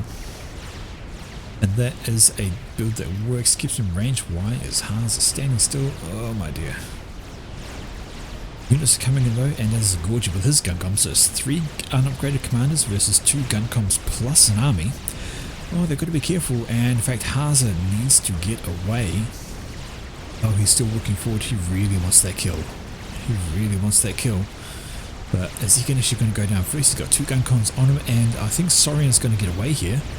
And he is. That is Saurian out and in the clear, whilst Haza goes down. How did I get this low, he asks. Well, you're standing in front of 2 gun comms firing away. And Komachi needs to actually push forward, I think. He's not going to outrange Gorgie, and he could have pushed up and maybe got the double kill there. But now he's just in 100% problems as he stands still, and he's going to go down. He's going to go down unnecessarily. Although, no, yes, maybe. He needs to run and never stop. He needs to run and never stop while the units help. Oh no, he's in range again. Oh my word, it's going to be so close. No, he's dead. Didn't get blocked properly, and he's going to go down. There he goes. So Gorgie gets the 2nd commander. That is 2 out on the right already. This looks like full share. But absolutely full share on there. So while the commanders have gone pop, it has left the eco all to Emperor Penguin. That is a lot of eco to him. That's right. Don't mind full share that much. It still leaves the team with a bit. Not as much of a disadvantage. There isn't a gap to leave. There's still the focus, so it is a disadvantage to have so much. You do get the extra eco, but... And nano repair going down on Saurian AI. He realizes just how low he is and wants to get a bit of a boost. Gorgie is on the way back with his comment. He's like, nope, I'm out of here. I'm not staying up front. Who knows what's coming. Right, checking out on this side though. Oh my word. Sukatina, are you going to go down too? Although Banani's low, he's going to be worried about his comm, and I think he'll be fine. He's got enough supporting units coming in. He should be able to clean that up, and Banani's got to be careful. It is gun comm versus gun comm. We could see a mutual if these guys get into it, although Sukatina has a lot more hit points, and does have some more units in the area. I think they should disengage about now if they were clever, although Circuitina's pushing in, he doesn't want to let that go, but I don't think he's got a choice. Units have blocked him off, and is that a rank of literacy for Banani, so they get some backup with the yellow. Circuitina has missed out on opportunity, and Banani has got away. And he's also got to be careful of these units coming back. He's going to continue to push, but now he's going to be pushing in towards T2 rocket bots. Never a good plan. Checking out on the right though, you can see that, well, Empress Penguin's attention has been elsewhere, and this entire section routed by T1 units, and maybe I'll carry on up this way to clean that, but we've got to check up here. Stealth. Circuitina is, well, he's quite content just standing with his commander, no support whatsoever. Meantime, Banani is protecting his comm with some T2 units, doesn't want to lose that, and fair enough. Alright, Circuitina finally fallen back. Nope, changes his mind, he's going forward again. Well, I guess it's only helping his cause. On the right hand side, Saurian AI is still floating around with his comm. While there are some T2 units, if he's got overcharge, it won't do a lot of good. Such smallish numbers. T2 units will, however, quite happily take out T1. So that's the end of that raid. And checking out here, well, Gorge is actually out here with this gun comm as well. So this is, now Circuitina is facing off against another gun comm. He's going to need to be really careful, because if these units come down from Banani as they are, actually, Gorge is going to be careful. It's down into the red. A lot of units coming at him, though I think he'll be okay. Yeah, he should be okay. There's plenty of supporting units in the area. So unless something else comes and gets him, he should be fine. And the Circuitina has to be on the defensive and careful now, because he's dropping down. He's facing a hello, Mr. Dima with the Aeon Guncom surprise. That is, well, you could overcharge that, it'd be a great spot to do it. Oh, a couple of those down, but he's now being pushed by Banani back. Circuitina is keeping his comm around as well to help out, help thin the numbers, but Mr. Dima pushed in. Now in a lot of trouble. Now he's focusing on the comm. Oh dear. He had a huge advantage. Now he's got no units or anything whatsoever, and he doesn't want to walk out of range of this. Banani's down 2,700, and Mr. Dima gets blocked off by units, but Circuitina is pushing up with his commander as well. He could cut things off. What's that? That's a flak. Some flak in the area to help prevent that. Can Circuitina cut off Banani? And Gorge is coming up with his commander as well. It's a dangerous situation, because if they get caught under 2,500 when a commander dies, they will die as well. In fact, Banani's almost dead. And there we go. So you have Guncom and Guncom both in yellow, both well ranked in veterancy, but so are Gorge and Banani. If they get spotted though, he's going to be down. Just have a quick look down this side. Okay, well, Saurian's fine. He is entrenched in getting shield upgrade on his comm at the front, but up here is all the current action. Banani's trying to run away, but Igorji is caught between two commanders. And is that shield back up for Mr. Dima? Oh yes it is, and they're going to go in for it. Igorji's going down, and this leaves Banani in a precarious position. Natron's bringing over his comm. He's going to try and help out just to defend, and that will be helpful because that is a stack of HP that they will have to bleed off, and he's actually got gun as well, so it's all guns, all comms all over the place. And now they have to be careful. Banani, you don't want to push up. You do not want to push up. And Circuitina is in trouble. He's down into the reds. What is going on? Mr. Dima's pushing up now. They need to drop back. They need to drop back. They can't quite get Banani. He's playing out on the edges, staying away, and instead just trading fire with Natron, who has plenty of hit points to go through. Oh my word. Could we see a needless ejection over here? Circuitina is in trouble. Now that's, oh, now he's in real trouble because that is T2. Down goes Circuitina, leaving Mr. Dima all by himself. Oh dear. You need to fall back, my friend. You need to fall back fast. Don't have the health for that, and you don't have the support. There are units coming in. Keep running. But hello, what's down here? Sorry, an AI has been called out. He was up front with his comp. I didn't even see that. So Asaki gets taken out by Penguin as well on the other side, just as Saurian AI gets caught as well. He's gone down. Mr. Dima goes down as well because that's a strat. My word. 3 at once. And now everything is up to Penguin. He's got good map control. Got to give him that. But that was T3 air from Natron. Does he have T3 air of his own? Well, yes he does. He's got a T3 factory right there. So he should be okay. He's not going to get sniped. He has a strat of his own. 3 comms in the matter of seconds. 1, 2. 1, 2, 3. Everything goes quiet while people try to process this mayhem. Right, Natron has to be careful. Ah, no, he'll be fine now. Banani, he'll be fine. So some units pushing up from left, so Banani's not staying entirely still. He's got some units on the move to take things down, while Emperor Penguin is currently going, what do I do now? Right, we have an Omni sensor up front. No shields.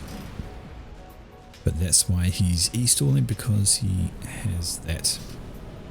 And trying to run enough T2 power. He turns it off, exactly what he needed to do. However, there's a strat coming over. So it seems like it's going to be a moot point as to whether or not he turns it off, because that. Dear oh dear.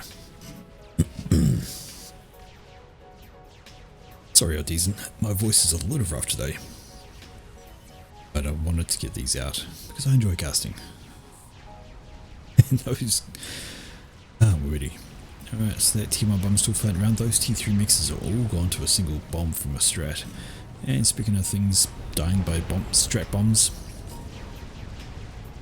hey, they'll be fine. Alright, Penguin is on an upgrade on his commander. He's been pinged by somebody, but they can't do anything about it. A single strat's not going to do much unless you lose air, which he has exactly done. Hearing fighting, it's just up here. A bit of cleanup coming in from Banani. Just killing off a few mixes to take care of Vico. Got some T1 bombers coming over to some tidy. And here comes the air. Gonna lose that strat there. This bomber's coming in and gonna start cleaning up all these T2 mixes. 1 bomb is all that's required, and a mix will die. Got a bit of hover bombing going on. Trying to take out some more, so just stopping still, drop another bomb. Cheeky as. And there's not much to stop it. No ASF in the air. That strat bomber decided to leave. It's another ray coming down the left hand side from Banani.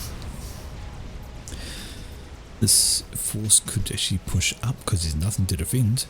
Well, they can send some back to take out these. Air is firmly in control of Natron. Sam's will go good. There's another single bomb to take out. I missed that one. Misplaced.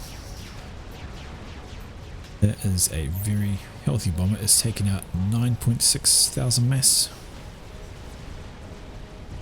10.5 thousand mass. So it is doing absolutely well for itself. And there we have some Cougars. They will wreck face on that. Another bomb goes out. It's up to now 11,500. 11,500 mass done by this one bomber. This one has done work, my son. Units are trying to sneak past over here. They may very well pick up this T2 mass extractor because nothing's paying attention to them. It's a counterforce up here from. Might as well push it in. seen something over here. You've got all these units streaming past. So his attention is very much elsewhere, probably on the strat that was taken out there. He's grabbing Ras on his comm now as well. He's got some T3 power. Needs more of it. Bomber coming over to help out, and these units will finally clean there. But there goes this band in here. They're pushing in. They're going to take out some mass extractors of their own. Reasonable enough, and that's Ilchi's on Ilchi action. But there are supporting units as well. We should see this group be able to do a good solid raid. And speaking of raids, there has been other raiding from Penguin, so it hasn't been idle.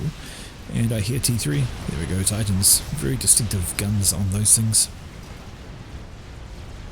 So come through and helped clean up here as well. Meeting of forces on the left, and it's going to go worse for Penguin. Zeko, well, he has got some Percivals sitting around, so he's not been idle himself. That's T3 Factory popping those out. They're going to go for a wander, see where they come up to. Probably over to the right because we have units plus Titans. Tech launcher. Got herself one kill before these guys got in range. It goes down. There's another tech missile going out for something though. Maybe this mix over here. Slowly but surely. Slowly but surely. Pop. We have siege tanks. So it looks like T3 is firmly on the ground as well. But Ilchiva getting work done. Got himself 8 kills.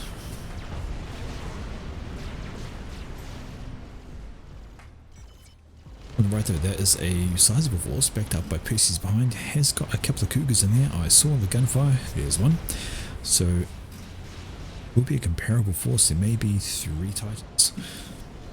But the Percivals will absolutely dominate those, no problem.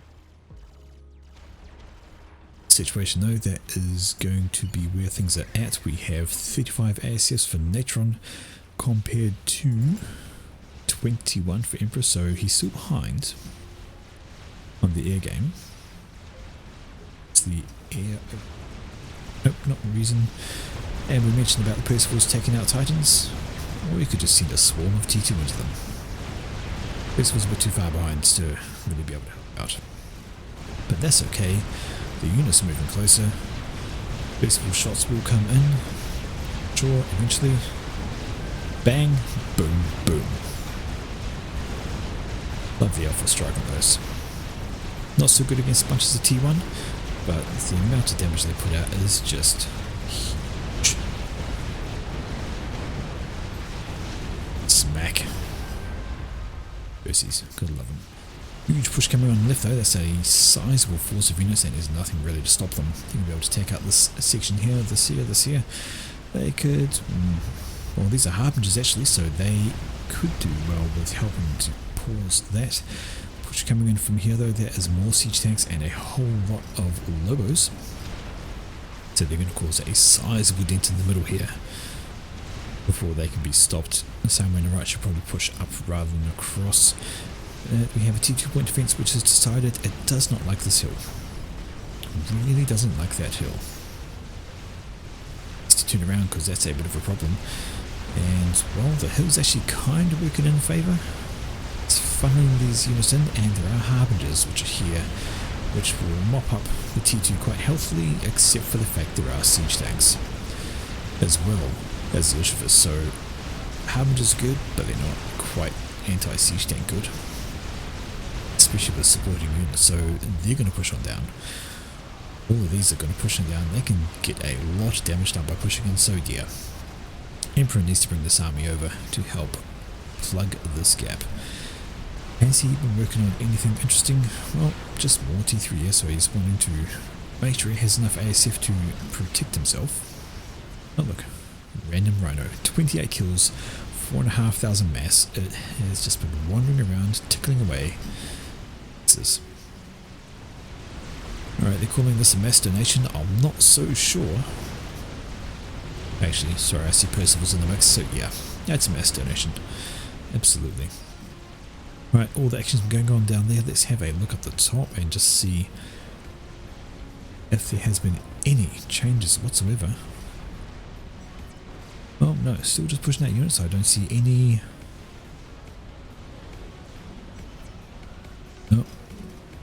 experimentals, no game enders. 22 minutes in, you think an experimental will be started somewhere. Moment, it looks like he was just focusing on air and trying to keep some land armies in, and another push on the right, so is getting pushed from both ways. Bit of an issue. Com is way out in the open, but he has enough ACF to defend, and there's no strats on the field anyway. Side? I don't see strats from either side. Alright, so what is the plan? We've still got this random rhino rolling around, and it's now killing down some scouts. And another mix. Send something over, please. All the pings in the world are coming. All the pings in the world are saying it's there. But, I think Elsewhere's got an army here to deal with, got an army here to deal with. Rhino is just destroying eco for fun. 7,000 mass killed. All coming. Oh dear. See some kind of... oh yeah, there we go. Some restorers are popping out, they're going to take care of that pretty easily. Now where did this commander go? Way up here, is he after reclaim? Because there's a lot of reclaim there. Let's check that out. That about 20,000 reclaim. Yep, 20,000 reclaim in that area alone. Well worth getting. Yep, rebridge mixes for income. CFs are pouring out. Com is very far to the front, has to be careful. Strats. Nope, no strats. Seeing anything. Snipe him out, he would have to win a brute force of armies, and while he has got a fair amount of T3 in there, there are harbingers in there as well. His com is falling back, so I think that army could potentially push in and win on that. There are some Percivals, actually I take that back, I did not see those at first, so possibly about even. Army on the right, however, well that is mostly T2 with a few T3s, oh, a few Percys in there, a few Titans, should be okay. Fairly even match up again though, I think that might be the bigger army. By the way. Okay, so he is pulling his ACU back. We have any kind of... no, see no experimentals, see no game enders. So both of them are just, both sides are just currently focused on building armies at this stage. Natron is there, he is perfectly healthy. That's an E-stall because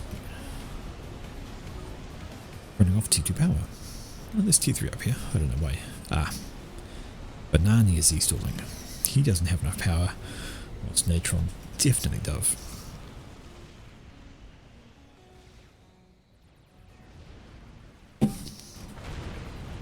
As restorers are over here cleaning things up. Because hey, why not? And I think even 70 ASF versus 76 plus the restorers, 13, so Emperor Penguin definitely has air. Definitely has more air right now, and these restorers can start getting to work. Where are they going? Well, they're going somewhere, and they're getting left out in the open. Oof. Is this going to be a solid air win? I think it is. Oh my, look at them go. And the restorers are coming over. They're going for Banani. Well, they spotted them. They're flying right on by, and they are getting cleaned up by all the ASFs. But the ASFs in turn have been cleaned up by Emperor. So that is a solid air win, and there's still more restorers in the air. Don't know what they're going for. But they're sitting there, and they have been taken up.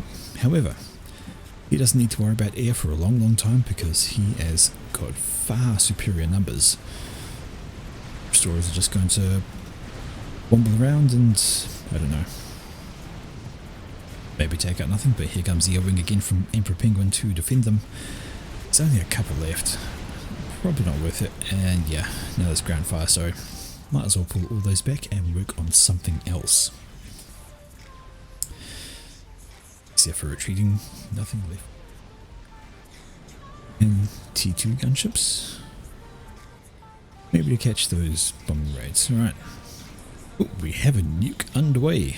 So there is our first bigger than T3 item, although technically it's T3, but that's a nuke. Anything going for the other side? No, or they're trying to build up some more air because they just lost all of it.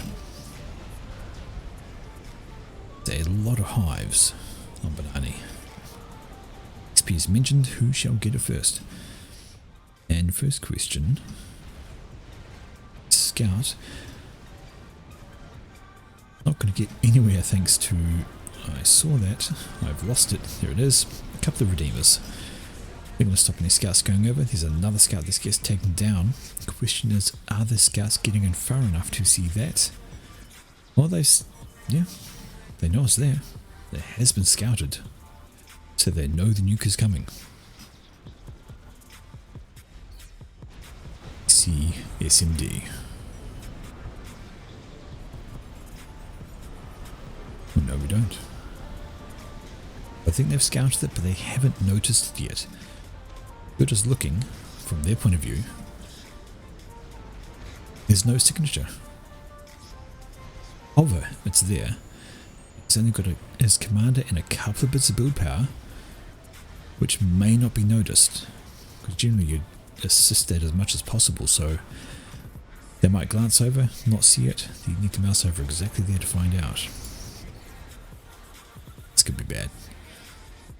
Alright, but checking out though, there is a huge army on the right, faced off against these guys. Well, there is a lot of Percivals though. However, we do have the large number of T1 Arty, which Percivals really struggle with.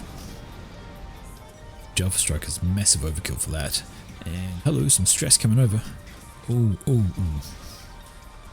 It's a huge fighter in front of them though. What are they going for? What are they going for? Have they seen a commander? Oh no, your ASF are too far ahead. And they're not going to get work done because of the unfortunate micro. Ah dear. Get a couple of bombs away. Do take out, one pigeon, and was that the HQ? Nope, that's the HQ there. And there's a couple more overlaggers over here. They're just going to slowly get dropped down, but if he had known Banani's comm was right there. Ah, he's cloaked up. He's cloaked up. He would have needed scouts to go over. And this he's got a definite target. Got cloak? Yep. So both these commanders have cloak. So he's not going to find them without T3 scouts. Spotted and targeted. Right, Emperor's asking if they have SMD. Well, they don't. I don't see any. He's asking because that nuke is virtually done and he can start building that. Now it's time to throw build power on it. Because they can see that. It was scouted while it's being built, and now they have Omni covering the map, they can see that.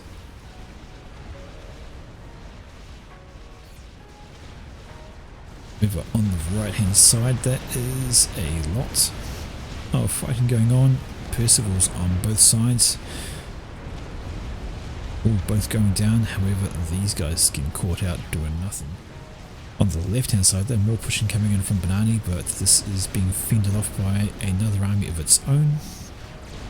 They have bits of T1 in there, so they're throwing in the mix of a lot of T3 siege tanks and T1 RC just for the extra damage because they're cheap, they're plentiful, they become a target, and they're very good against Percy's. And the nuke has been spotted. That's a ping. That's a ping, so they know. Are we going to see an SMD reaction? I don't know what's been pinged over there. There's nothing. Don't see an SMD planned. That's, yes it is. So nuke has been spotted and the strategic defense is being built. Is there another one? Oh no, there's not. Power, apparently. So is going to slow down the production of this.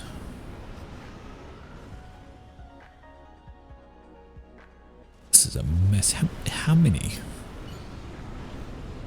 120 T1 artillery combined with about 30 siege tanks. It's a nightmare for Percivals. So right now I'd say this team has the larger ground army because he has put a lot of resources into this launcher. It's going up pretty fast, so that is about 40% done, 45% done. Just with this with these armies, he's got not a lot to stop it. All his eggs are going into that nuke basket. Careful. Gotta be careful. Bit of posturing just to push these armies back by a little bit more time. Push up, fall back, push up, fall back. In the middle now, Percy's popping over. So you see they do one shot the arties, but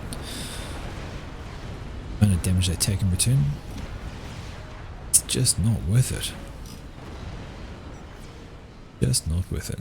Alright, scouts been called out and, well, they're going to be picked up, but they already know. They already know about the launcher.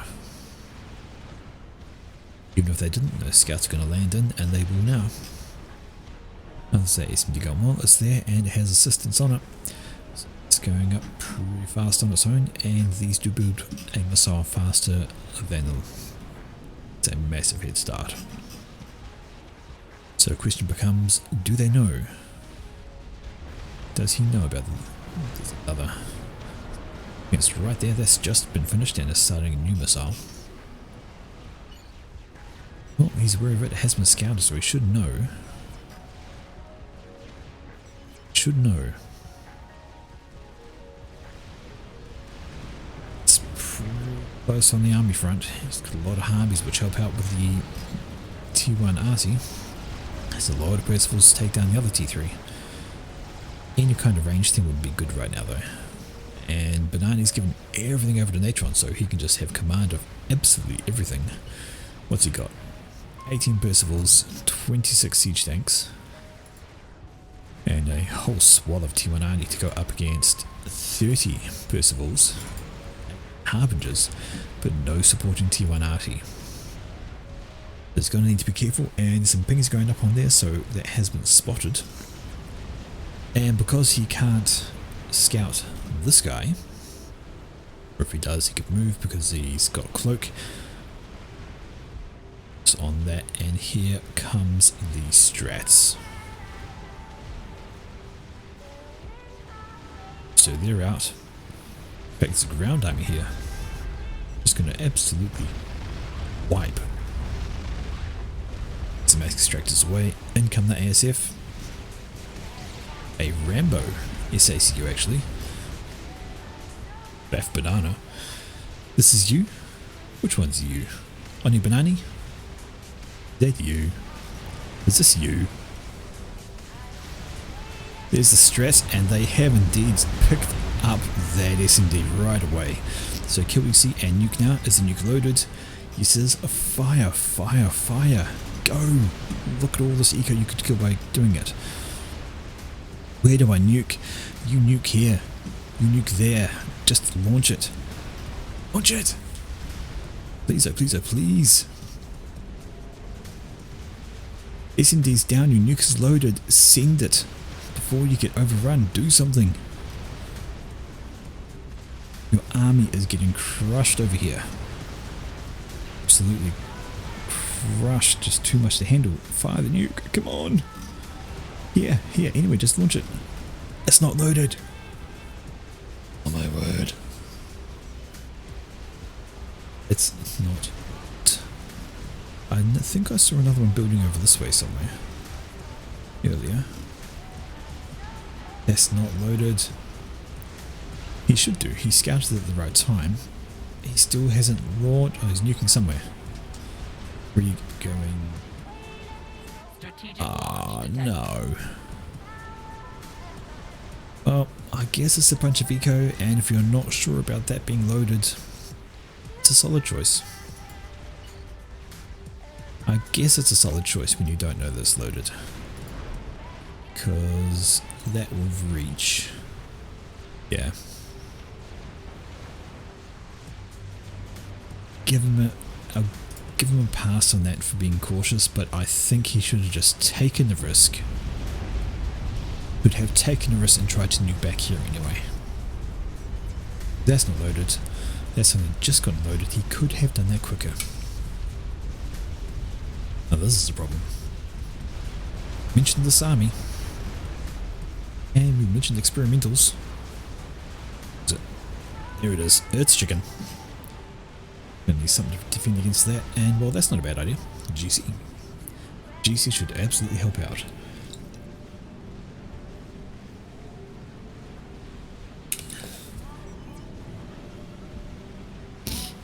Okay. But on the right,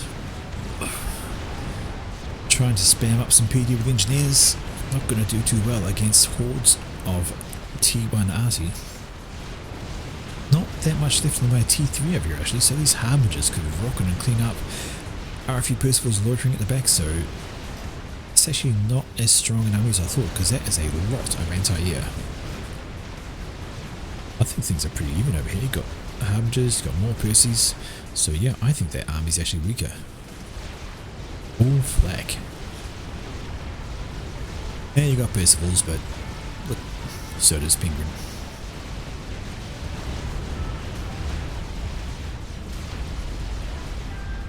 Sent 15k mass to winner.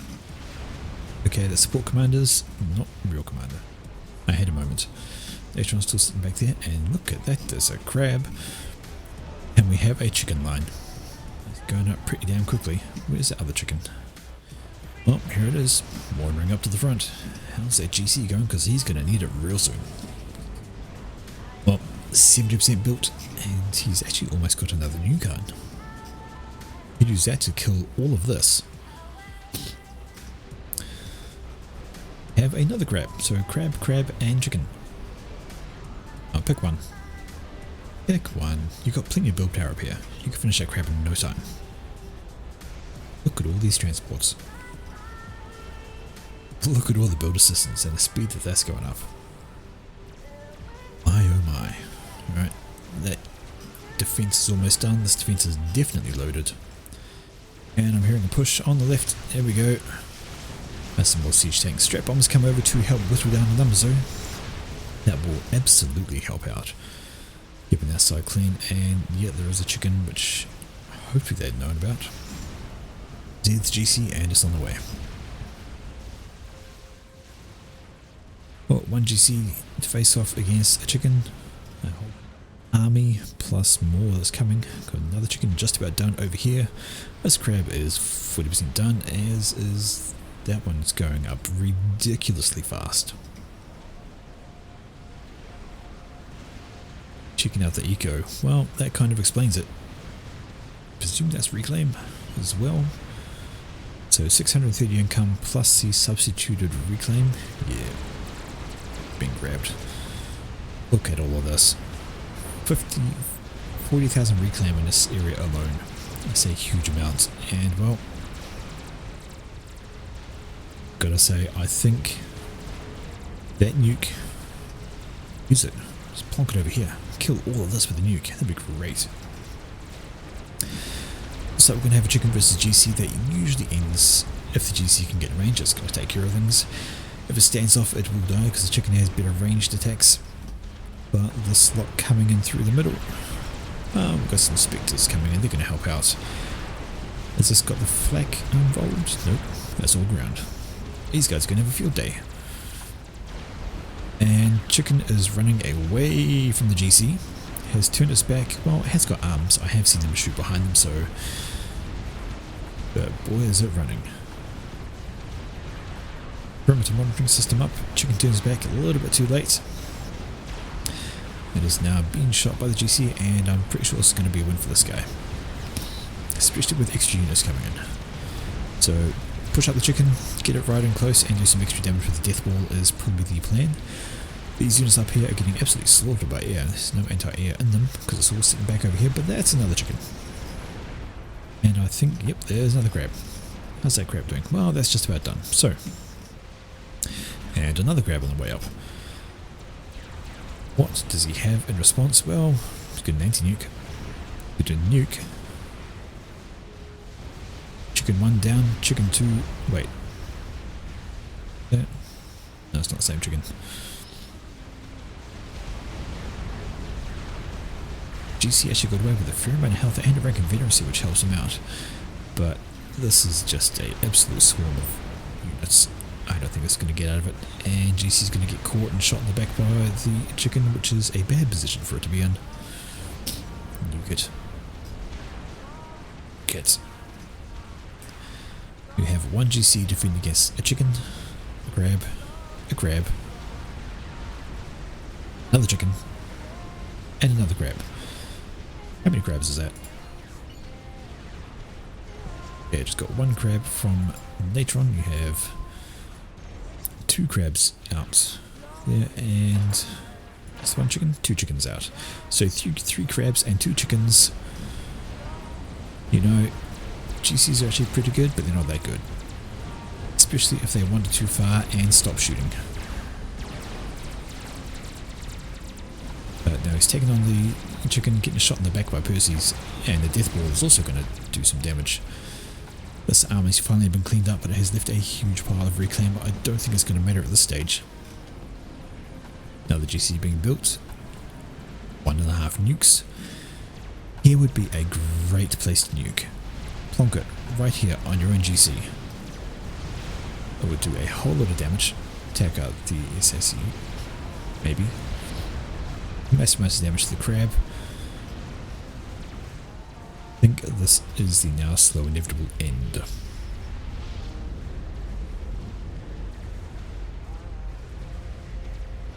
So many experimentals to defend. So much mass, he doesn't have the build power. Does not have the build power to make it. Strategic launch detected. There goes the nuke, and yep, defensive nuke coming in. Expected the crab to walk forward a bit, which it's not doing. It has stopped. That's alright. As we get caught in the blast. It's just so much spam coming in. All these T1 RDs. Hi crab, enjoy a nuke. It does not enjoy a nuke. But that's just one experimental out of what, 5? Crab, crab, crab. Just the 2 crabs. Other pure chickens? Yep. So we have 3 crabs, 2 chickens, a swarm of ground units. It's absolutely smashing over. And 1 GC to defend. Just the one? Just the one. Crabs in range. Siege tanks coming in left. 2 crabs backing them up. It was a good attempt. Penguin, but that nuke needed to hit up here. No, he was being cautious, didn't want to risk it. But honestly, I feel like he had to. Wasn't getting out of it otherwise.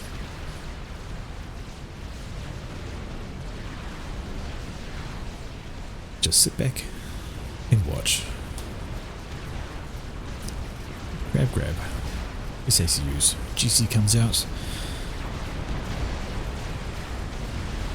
Redirects onto these. Starts getting shot in the back. 2 more grabs coming in. And a chicken. Half grab there. Emperor throws out the GG. He's not getting out of this. There's far too much happening. Fun game. So much stuff to do. So many places to focus. So that's why I don't mind full share. Because yes, they get the extra eco, but now they have to try and focus in extra places, and that attention focus can absolutely, you know, it can make all the difference. His APM's higher than mine could be.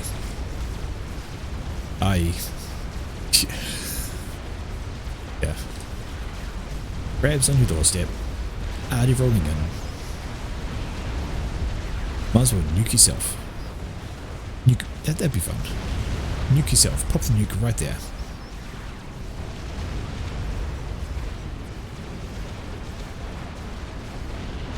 Or please let him nuke himself. That'd be a great end to the game. Except it's not going to happen. This is being smacked down by, well, everything. Down it goes. No other nuke, and Penguin just leaves his comms standing in position. Because why not? Hello, crabs. Bosh, bosh, boom.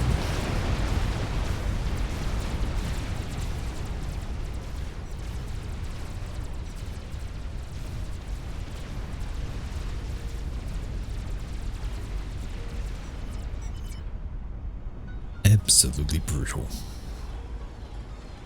A good game though, but oh my gosh, the comm deaths at the start.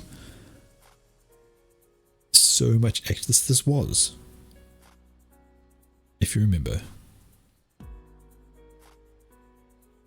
there were 5 players on each team at the start of this, and so many of them were gone way early.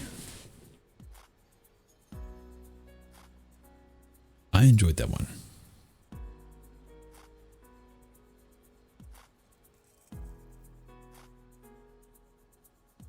Ready. Have one cast to go, and haven't watched this one all the way through. Just had a brief look at it. It looked okay, but I do not know how it ends, which way it goes, or any of that kind of thing. But we are going to final cast of tonight, 4th and final cast. We're going to roll back. Well, I say roll back, but we are going to drop to a more traditional map, one we all know, one we're very familiar with. Yes, it's the settings.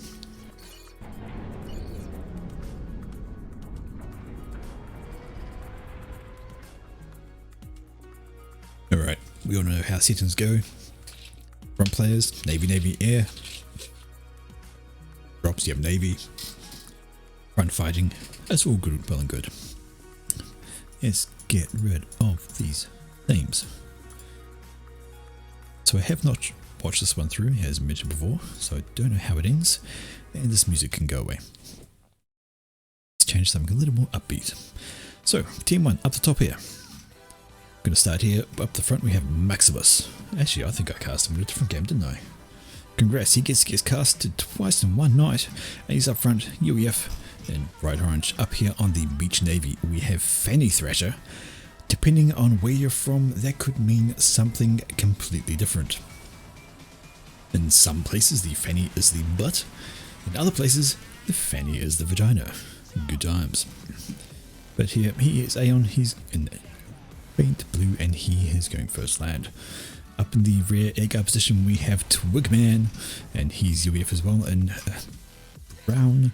And the Rock Navy down here, it is JT, and he is also UEF. So Team 1 has 3 UEFs and 1 Aeon player. Alrighty. Popping back down to this place, and up front, already on his way, we have Honey Badger, bright red Aeon. He wants to get some of the reclaim. Over on the beach position, it is Joshi, and it's green Cybran. Up in the back air position, it is Armor 473, and he doing the UEF. On the Rock Navy, tying things out is Master Mendel, and he's also UEF, so a very heavy UEF presence on this game. Guile would be happy. Follows are very much appreciated. I'd love one of those. Autocorrect. Yeah, well, it's useful when it works properly. Fantastic. Actually, no, I was going to say Guile would almost love this game entirely, but there is a Cybran to ruin his day. Unlucky. Anyway, we have transport coming out for JT, so he wants to make an immediate play for that side island, and well, he's going to win it because no transport coming out from Joshi.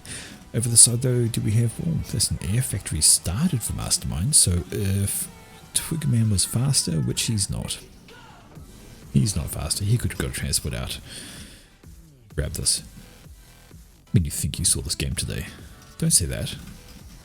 Say that. Anyway, in the middle though, we have, well, Honey Badger is well ahead with his comm. He's almost in. Is he moving to the far side? Yes, he is. So he's coming over here to try and grab some of the mid reclaim. Yeah, you do the same as me. You trawl the vault looking for games to cast. I'm finding more and more games that I can't, that the replay is broken for, that I can't watch. It's like, that looks like a good one. It's got some good rated players, it's got a good time frame, you know, it looks fairly balanced, and then the replay is not available. It's like, fuck. So it's annoying, but it's what it is. Alright, so these guys are definitely here to have a go at each other. Gonna the usual few shots, which don't mean anything because they will both focus on reclaim. Almost walk into the same spot to start out. It's obviously a game glitch because I very much doubt he's trying to reclaim this clump of trees. Alrighty. Have we had a play? Well, there we go. We finally have a play for the island by Mastermind. And was there an intended play? No. So Fanny Thrasher decided to not go for the side island. He's just putting up some defensive patrols to watch out for drops. And after dropping the side island, JT is actually using that transport to pop engineers around the place. You know what? I haven't played settings that much. I haven't, so I don't even know if this mix belongs to JT or if it should be for the air player. Probably. Anyway, back to the middle. These guys are still focusing up on the reclaim. Then they look at each other for a moment and carry on reclaiming.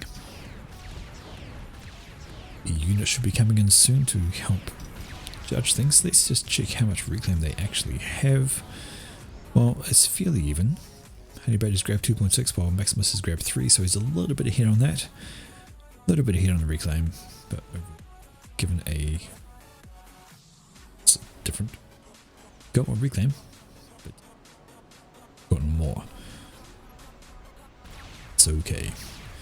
Overall mass is leaning towards Team 2, 27k versus 22, so that's... You can search by players. When you're looking through the replays, you can do a search by player name and it will come up. But what I used to, has it changed? I don't actually search for plays anymore. I literally just scroll through all the replays, looking for ones that catch my eye. 200, looking at 200 in the list, it's a few to catch your eye. So being a bit defensive on the side island is JT. He doesn't want to lose it. He's got a couple of anti-air up and a few units prodding around in case of a drop. Up the front though, Maximus has decided, I don't like your factories. I'm actually going to come down here and deny the whole lot. Trying to move his combat to a position where he can actually shoot the engineer. He's really trying. There we go. And then he'll reclaim something for fun. He's going to have to be careful. I mean, he's well behind enemy lines there. He's got a couple of units, but if he just stands there for too long, he's going to find that Honey Badger's going to have a go at him. But there we go. Reclaim one factory, because why not? At this stage, you probably do more damage by reclaiming it than shooting it. But now it's time to go. Finish the factory. Finish the... oh my word. 54 health. Do it. Shoot it once. Okay, he's running. He's got to run. He's got a commander bopping at him. He's got a bunch of units having to go. Leaving the factory on 50 health. That's just wrong. One shot. All he has to do is target it once. He is making a beeline for the water. Had some units coming in to ease the pressure off, but that's a shame. Absolute shame. But he's away. Safe into the water, he'll be alright. This does leave Honey Badger free to push up with his very healthy comm though. So, hello.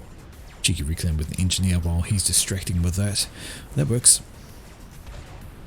He's got most, actually finishes off the sailing wreck, then dies. Good value for money. Now he has to bring out the T1 swarm to help stop this from happening. Alright, let's check out the side islands. Well, as expected, not absolutely held. Absolutely held, no place for those by the opposing players. They are in the hands of the rock guys. Looking out down here, we have Navy in, T2 coming up for Joshi. Let's have a look at the air players. Are they on their way towards T3 yet? Well, there goes the first T2 PGN for armor. Its opposite has still working on the first PGN. It is going up pretty fast though. So it's looking fairly even on that side of things, actually. Twigman is ahead of armor. His own will absolutely be finished first. Random submarine going for a scout, I would imagine. Could get some work done on these engineers because they do not float, they are on the water. They could die. submarine going out there. We have a single sonar, and the launch coming up, and all the factories planned around the edge of this. I don't really agree so much with this play. I think it's better to have the factories, well, not surrounded by this island, because I think it's harder to defend.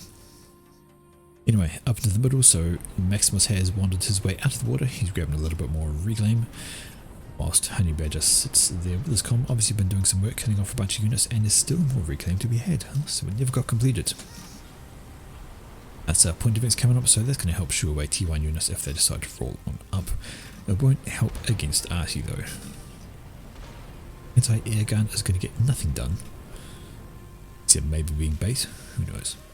But we have a solid bit of air because this is a drop. So Master Mandel is going for a drop, going to try and get that over. We do have this very wide air screen. 5 or 1500 the game name slot. Interesting. But so this is a drop attempt from Master Mandel. He's actually going for it. He's got an air wing coming in.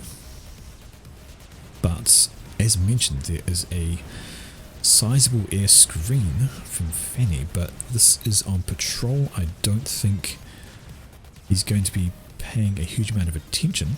Has got some units down here, has got a T1 PD, so this could be an ill-conceived drop depending on where things go.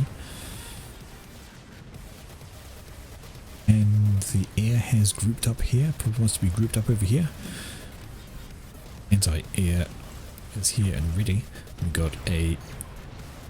well, he doesn't like the frigate sitting up there, so sending a few units over to bomb it. And in comes the drop. Just quickly check out the map. Well, I think there should be a stalemate. We should be okay, thanks to PD. We'll just check this drop out up here. Here we go. So the T1 anti-air does open up on it, but doesn't do enough, obviously, and that drop gets down, and here we go. This is a drop, going to kill off some T1 mixers, but there's a factory here, there's a bunch of units here, there is a point defense, and if, there we go, Fanny Thrasher is paying attention, he will see this, and these units should come back and help defend, but this drop seems to be quite free and clear at the moment. They could absolutely take down factory, but they're going for the mass extractor first. Alright, some tanks are out, some counter arties are out. Are they going to connect with anything? Oh no, they're not. But the FAF is coming out, so reasonable work getting done by these, maybe. Got some more tanks over here, just going to range off and pick off the tanks. And this FAF is going to roll around. So the drop managed to get 1 and 2 T1 mass extractors and just cause a lot of annoyance. Get a third. Shells are coming over. The answer is no. So, well, going to kill some engineers and a point defense. Not sure that drop was worth it. Anyway, up in the top pond, and the navy side though, it has caused a bit of disruption. Has got a fair number of units, much more than what's coming at him. But we have a T2 shift in navy for Master Mandel. Yeah, not. Well, he's absolutely got far more production. He's got 1, 2, 3, 4, 5 T1 and his T2 navy going online compared to 3 T1. So if he's not careful, he is going to get outproduced here and have some issues. Up the front, things as expected roll into a stalemate. Single striker comes in to say hi and gets greeted by a bunch of Auroras. They weren't very friendly. But checking up, we have that as a trio plan, so T2 engineer coming in with Maximus, and that will help with some area denial.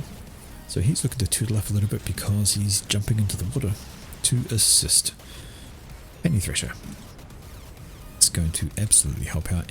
He's queued up half a dozen factories, and with 2 in the water, that may very well help shift the balance in their fate. Over the side, we have a sonar. Okay, not the worst idea. Bring out a T3 sonar, he will be able to see any navy that comes in while he's doing the upgrade.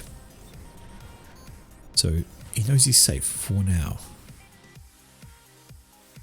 Need to scout over to see just exactly what that is, because being jamming from the frigates makes it look like there's more than what's actually there. Straight away we get to work on a destroyer. Right, has to be a little careful. Doesn't want to lose the T3. So that would be quite silly. Advantage versus spam advantage. So we'll see how that goes. Checking up is the same situation on this over here. And in fact we have T3 air from both sides as well. Totally missed that finishing up. But it's a scout being chased by an ASF. Stopping is a bad idea. It will die. When he does an off map, get away. Thank you for the look. Bam GM, I don't have any kind of bot set up just yet. I'm still trying to get all that sorted. But thanks for hanging around, and thank you again for the raid, my friend. Very happy to see you turn up.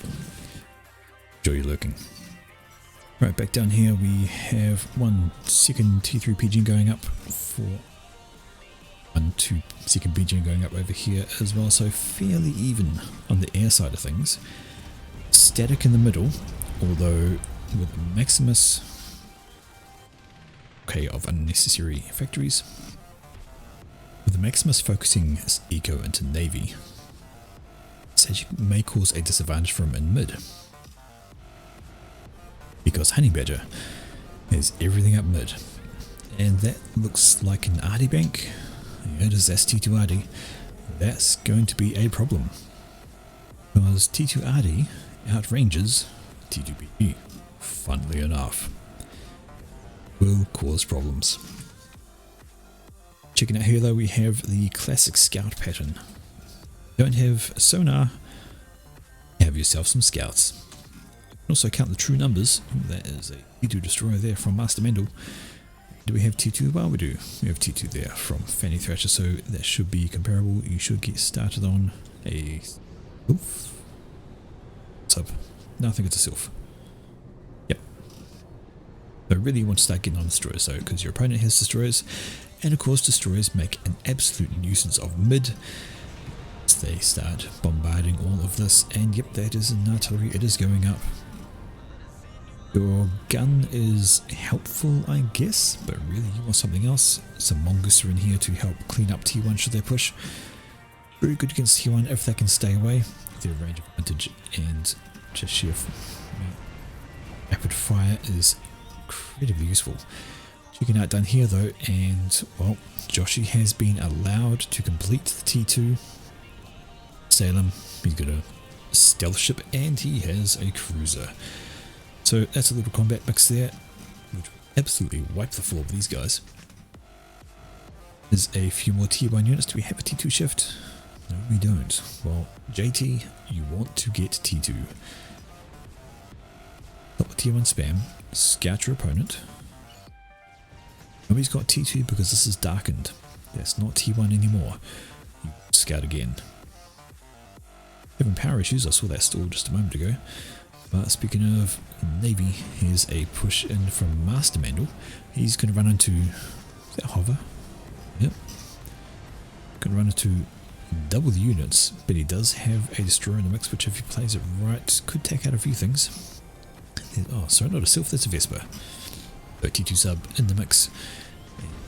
It's going to be shooting at. That's okay. Right, Vesper is in there doing work, popping out with those range swarm of torpedoes. 1, 2, 3, 4. Only does a few hundred damage. I'm hearing tech defense. Now, do we have? We did have T2 Arty. That has popped down, but the shield is now up. Get more shielding or counter with your own artillery because that's going up fast. Right, checking out on the bottom pond though, we have this T2 getting much bigger now actually. Couple of subs. It's very dangerous. T2 shift yet? Still no. T1 JT better. Gotta shift mate before this becomes overwhelming. He knows it's there. Yeah, it's been scouted. He absolutely knows it's there. Let's check out the ecos while we're waiting for things to liven up a bit. So, the front players, we have Maximus on 141 versus Honey Badger on 70. So he has, is that reclaim? Oh, that's his actual eco, 140. 70, so he's well ahead on that front. In the ponds we have JT on, that looks like 190, no, 260 when he's not power stalling, versus Joshi on 127, so he's also up on the eco, but he has this issue behind on the tech. Checking out on the other Navy side, we have Fanny Thrasher sitting on 88, and he's going up against Master Mandel, who is 174, so it is the reverse on that side. Master Mandel has twice the eco, but he's facing off against two armies, because of course Maximus is in the water, so Maximus can afford to do this right now. He's got the eco to run the Navy and keep up with Honey Badger. Honey Badger needs to eco pretty fast. Alright, and checking out the air situations, armor, down the bottom, we have 260 income versus Twigman, who's rocking on 225, so slight advantage on the mass for the side. But let's have a look at the air production, because that's what matters more. He has 3 T3 generators, 2 factories going, and a third one planned. So there we go, more. So that is 1, 2, 3, 4 pigeons and 4 factories. His opponent has 4 factories and 3 pigeons. See another? No, I do not. So, but still feel even. Alright, those T2 units down here are beginning to tell. Single cruise just sitting at range, gradually chipping away at that. Destroyers doing the same, just stay at range. Kill things, stay away and you'll be fine. We did see the T2 shift up there, and that is a first destroyer out. So that is a wise plan, and the air's coming in for, well, it's going to clean up all these empties because they feel like it, I guess. Not, I don't know if it's worth it, but they're doing it. Probably worried that they were torp bombers the way they were floating over. Do have an air response from Twigman, but they're going to get out of there, no problems. Let's check out the middle though. I heard some explosions, and explosions there were. Looks like the arty was getting work done. We have 2 dead T1 PDs, we have tech defense because of this one tech launcher they place those. We have 1, 2, 3 artillery and a 4th one coming up shortly. That position is untenable against 4 artillery. He's going to need assistance, and in fact shield working up on there. Okay, so Twigman, some engineers build a shield, and he's putting on some omnis to see the entire map. Probably not a great place to leave your scouts, but at least he knows exactly what's there now. It's a mermaid. Now JT has his own scouts flying over. I think he's got a big enough army, and he has got T2 in there to scare these guys away. He's got T2 in a hurry though. Check that one out. Checking out the top pond, well, there is a T3 ray sonar pushing up to the front just to give intel that's totally not needed. Could die and deprive him of it. So if that goes down, that's a problem. We do have bulwarks, I hate that word, in the mix, helping give some protection, but as soon as that shield goes down, you're going to find things are going to die pretty quickly. Those don't want to stand still against Aeon destroyers. Might have a slow muzzle velocity, but boy do they do a lot of damage. 2 shots to kill a frigate. That's it. Boom. And he's done exactly that. He is sitting still. The sonar is running away though. It actually has some torpedoes, so it's not entirely defenseless. It's actually hilarious watching it get kills. But these units are sitting back here, they're getting pinged, so Fanny is asking for help. Maximus, can you please? But right now, I think Maximus has his hands full checking out over here. Oh, that's a bad time to stall. Double stall power with those RD shells coming in. So lucky. When a shell comes in, that could cause disaster. If they were targeted correctly, they could take out all of these shields and they would all be for naught. I hear torp bombers. Yep, there they all are. Air wing is coming in from Twigman. He should be able to clean those up quite promptly. Still stalling on power. He needs that urgently. Where's that landing? Too far over.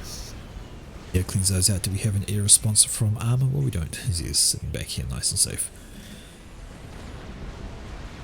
Shields are up and power is done. Alright, that'll keep him alive a little bit longer. Now there's 4 artillery to contend with, and those will actually also help shoo this navy away. because of course they outrange all Navy. Right hand side, so there's more T2 in the mix for JT. It's going to help out, but there's a much larger T2 force over here, and they're going to start working on this eco. It's nice to have the eco, but only if you can hold it. Checking out here, shields are going down and up.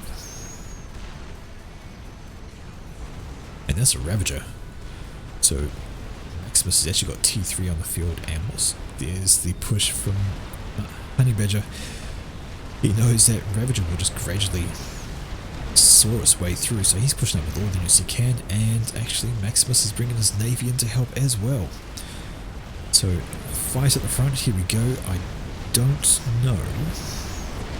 Actually, there's only one Ravager, and that was going to go down to T1 RT. You want to do exactly that.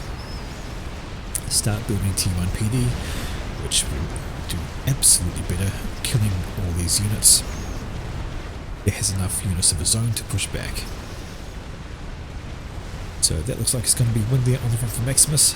Does have to be careful with his commander. He is taking the arty fire, and the shield is going down. Not only this arty fire, but this artillery fire as well. Down into the yellow. He's not looking very healthy. Wants to get back under here and hopefully get another shield up. Okay. Excuse me, I need to do more of that drinking thing. The throat is feeling weak, but please excuse me while I mute.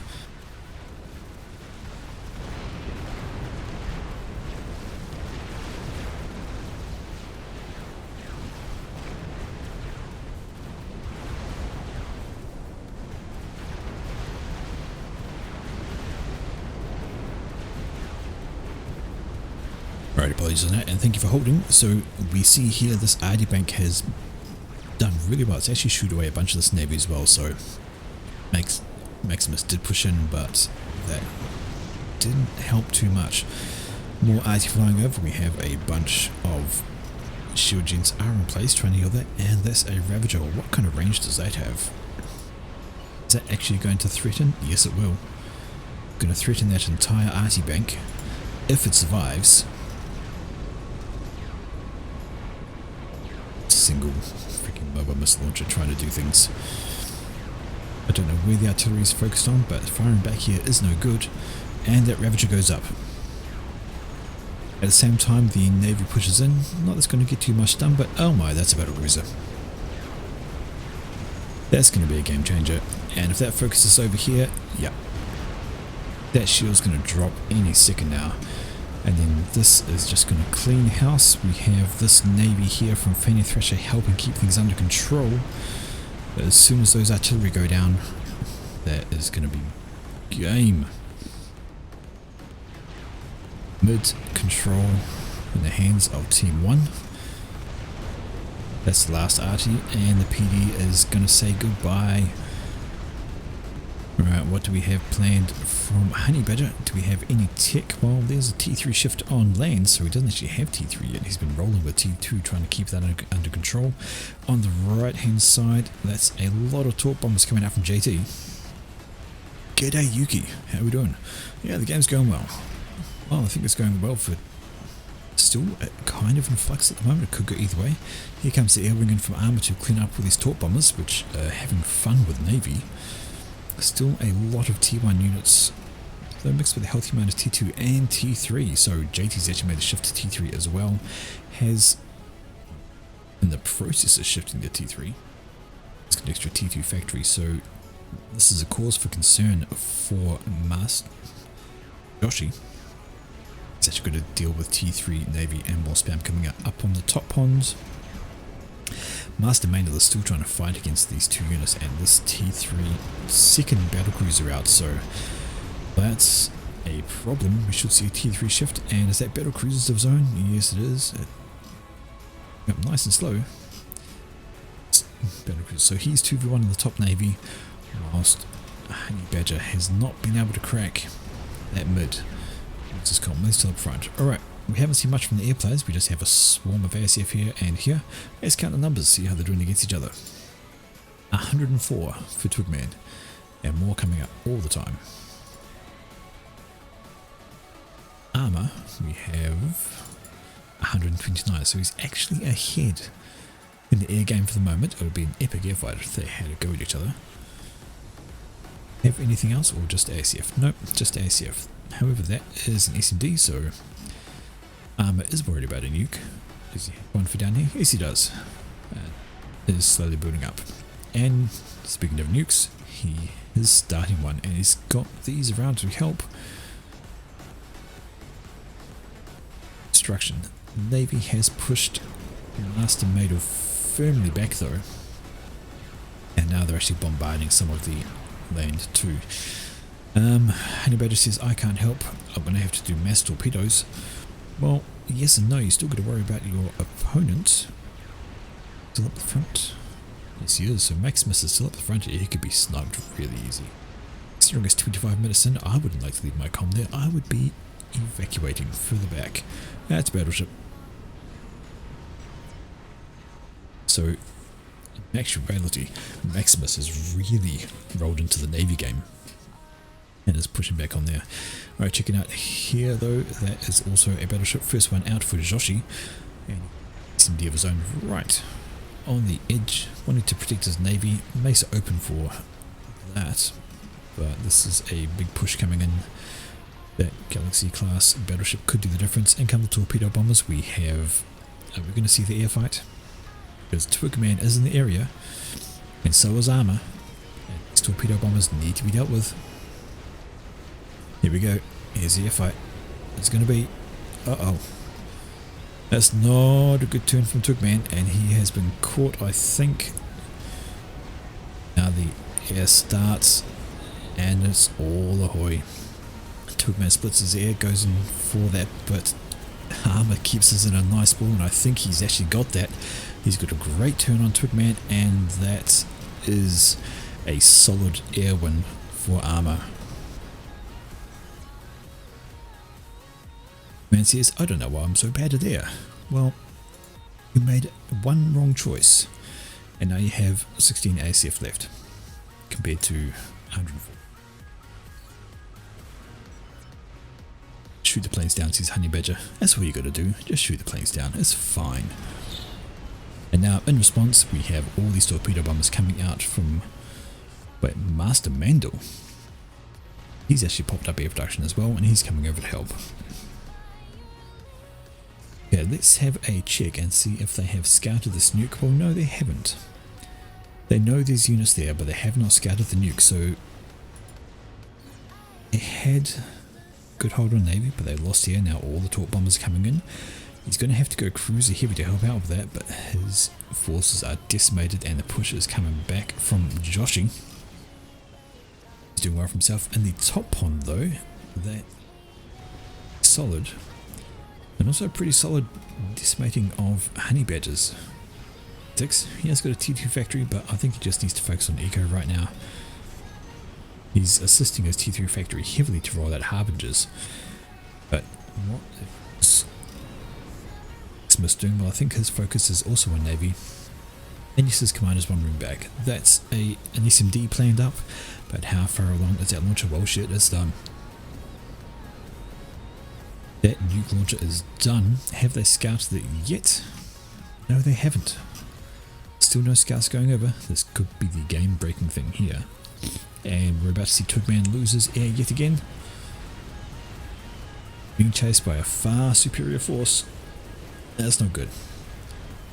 He's gone. So Armour has played that well. He's now got a swarm of torpedo bombers coming in.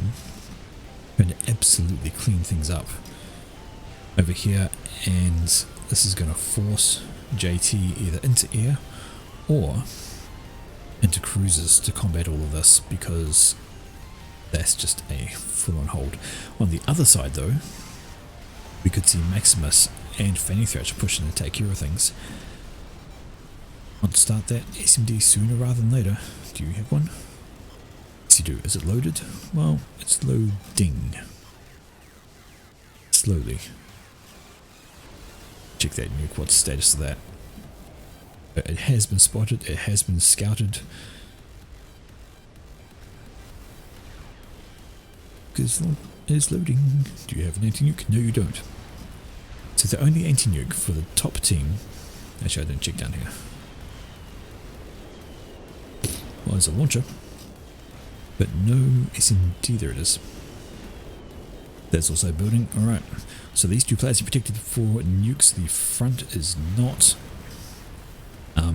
Maximus. You want to build that.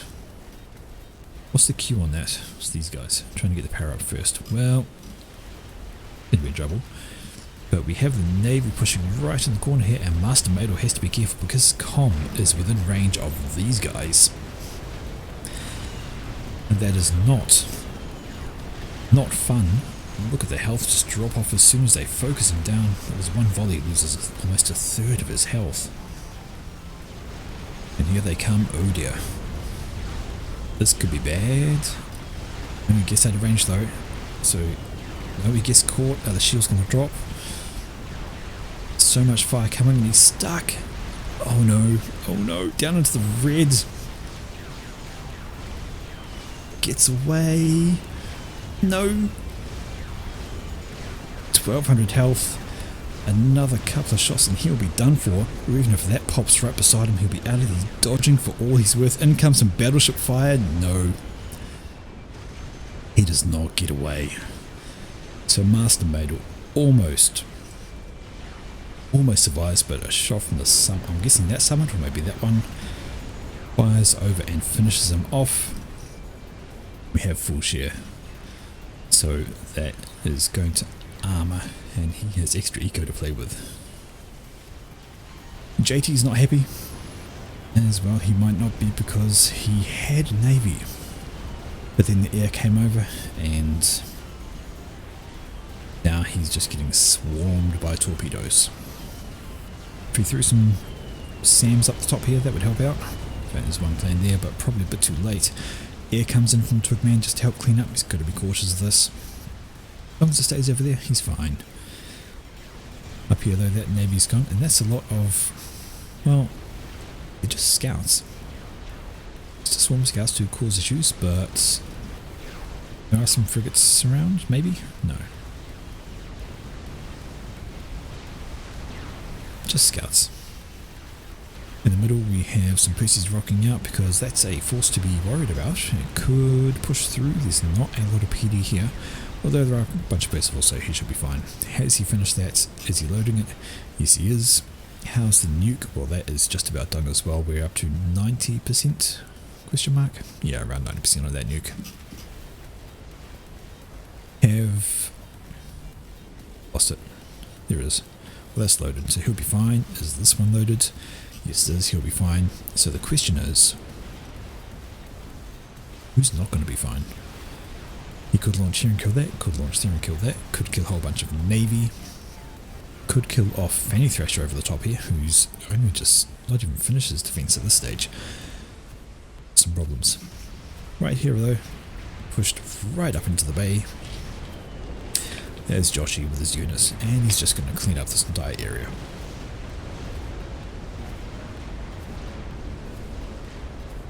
Sad, sad times.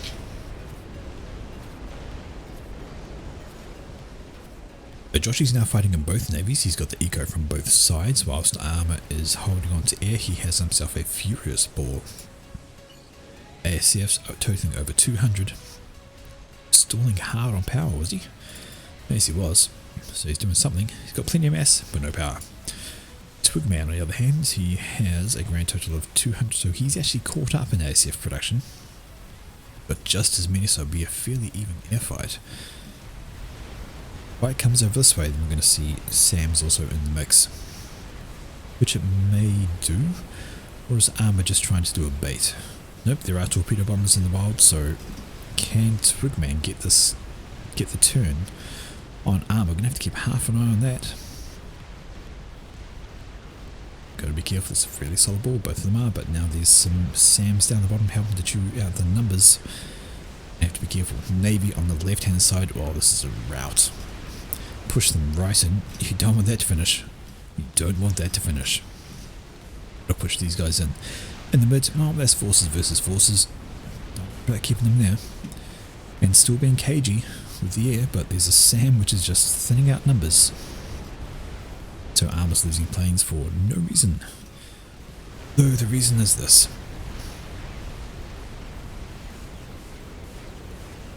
The reason is all this. Torp bombers are coming out in force. The air has gone away, and Armour says he's going to snipe JT. He's going to snipe the nuke. So he's got a nuke launcher for his zone. Does that mean... See them? See any strats? Alright, yep, you got to push that all the way in. Got to push that all the way in. You have to push that in. You have to stop that getting built. It's going up really fast. That Tempest gets done, that is going to be a huge problem for the North Pond. There are not many units. You've got a few battleships, they can get overwhelmed. Same with the Tempest. While they are big units, while they are forceful, oh, don't let him build up. This needs to just push in and take care of it. You have the numbers right now.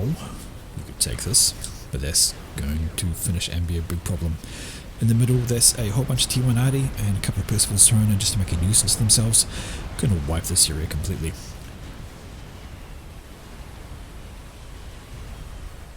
Has the Tempest been scouted? Well, yes. Excuse me. So there was that push on the right hand side while the air came over to clean up the Torp bombers, and where was Twigman? He was going somewhere else. Honey Badger has built an experimental, so that's what he's been working on. I don't see where it is. Yeah? Oh, of course, that one. Sorry. I've been talking about the Tempest for how fucking long now? He was an experimental, I don't even... But the one I was talking about. Good on me. But that's pretty much all his ego. He's got not much left. He's got this in the bay, smashing things out. He's got an army out of his nose. All the factories here are going to die, but this is going to be a bit of a game changer. Right. Oh dear. Oh dear. Battleships have rocked in, and they are going to pop this SMD, and it's gone. Absolutely gone. And where is the air from Twigman? It's over here. But this navy combined with their air has been absolutely devastating. Wrecked over this side. Still playing a bit of catch up over here, although navy has been taking out a lot of this. Strategic launch detected. There's the nuke. Where's it going? Is it going mid? Because that's the object he just killed. Yes it is. There's the ping. See, that's going to be a lot of eco. There's the air fight as well, right overhead. Might actually be going better for Twigman this time. He is fighting over friendly forces. Yes, indeed, I think he is about to win this air battle. But I'm guessing that Arm is hoping... Oh, he went for the snipe on that? Or was it this? Looks like he was going for something, but he didn't get it. But that's a solid air win, and strats coming in. They have been spotted, they have been picked up. They're not going to get anything done. And that is air left firmly in the hands of Twigman, so he can take care of things now. These units down here need to get their move on, because that's a lot. Here's the nuke. Goodbye, eco. Should be okay. Units are pushing up on Harbingers, which will quite happily chew up Arty for days. But all this long range fire coming in from 1, 2, 3, 4, 5, 6 battleships and a Tempest and another one going up. That should cause alarm bells for the top navy. Got to scout that, got to find out what's going on, got to take care of it. Back to the middle though, that is Maximus just rocking on through. Absolutely skirting. Battleships all in range, only one can shoot the nuke. Or so he's trying to pop it. He has popped it actually. So that's the launcher gone for JT. And Salem's wandering up. They're gonna kill this SMD right here, and that is gonna be a huge issue. Salem's on the walk. I mean, has he pinged them? Is he planning to do something about them? He knows they're coming. What you doing? Well, T2RD, I guess. You're a bit too close for it now. we're going to see, oh, T1 PD is going to do nothing. There's a nuke that's coming out from there as well. And where's this one going? Is it pre-planned over here for when that dies? Is it going somewhere else? Is it going up here? It is absolutely going, okay, it's a defensive nuke. I think it's going for this navy here. Because once it does, yep, that's a lot of navy to lose. Had it been a bit closer. As well as I think he lost one battleship. Master Mate will see a stop wasting strat, which yeah, you should do. But right now, Twigman needs to get into the air game something fierce. The navy is crawling up the bank. This navy over here, SMD is down. Seeing any kind of...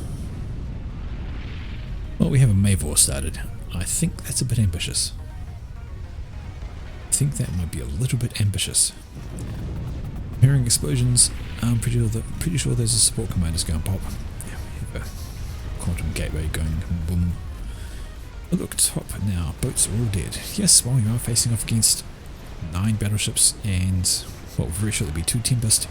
So top pond is going to be a problem. It's another nuke. Where's this one going? Well, it is going over here, and well it might, because this is the last of JT's forces. Salem has got itself into the water over here, on 44 health left. Could be a couple of RDs to finish it off. There we go. No more Salem. But having said that, the nuke's coming in, and there's going to be no more base here anyway. JT has well evacuated. He knows it's coming. Now we have their second Tempest. 1, 2, 10 battleships, 2 Tempests, some floating helping out, but to the problem is this push here. So despite losing the eco, Maximus hasn't been idle, but his front line is getting shredded by this navy and there's nothing happening to it. Hello torpedo launchers, torpedo bombers, and is that enough to kill the Tempest? Well, they might do in a couple of passes if it wasn't for the ball of ASF coming over and wiping them in one pass. You hate to see it, unless you're this team, then you love to see it. Nuke landed up here. Why has that jumped to JT's eco? Well, he's okay-ish, because he has this up here, popping out SACUs for all he's worth to try and survive.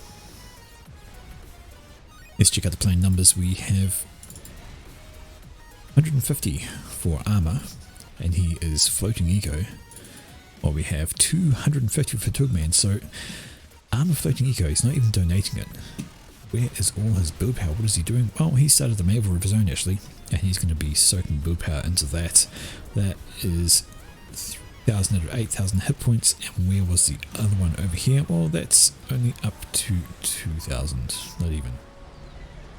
So Twigman is 125 income, armor has 950, so he's got more income because he has some extra mixes from the dead players. A massive bank of mass he could use to pump into that. Maximus appears to be unhappy. I wonder why. I wonder why. Where's support coming out? Not really. It's a lot of build power.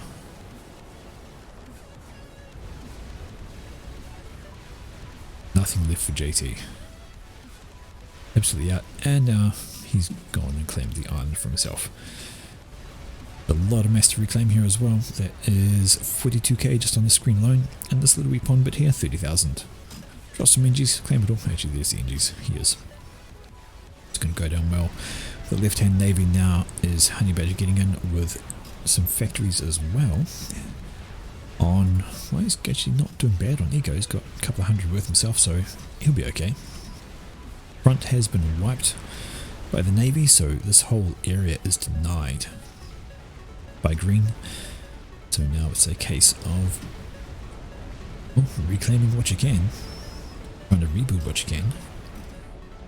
And Twigman's just sitting back here, trying to see if he's got any Thoughts? Oh no. No. That Navy gets nuked. It is absolutely over. That Navy's getting nuked. So in range, I'm guessing it's been edge built deliberately to miss the range of that thing. Yes indeed. It's going to land short, and that is going to be Maximus out of the Navy game. And basically out of the Navy. And there we go, we have Armour saying he doesn't have enough build power. Build hives. Stop building PD, build hives. Build hives, get drones, get build power. Ta-da! Get job done. Up to 5,000 just about on that Mavor, whilst this one, ooh, he has caught up. Go, Master Mandel says drones. So there is more build power on this Mavor, so it may well go up first. As mentioned, that nuke landed here, took out a branch of the Navy, so that's a problem. A counter Tempest going up from Fanny Thrasher, but that may be too little too late. We have two Tempests and a whole swarm of battleships in the area. Maximus says GG. He wants his comm away over here and control Ks. Instead of trying to hold up, well, I guess he's got nothing left. And Fanny Thrasher control case. Well, guys, I think that's a bit premature. Because this. Remember the shout. Gonna be very close.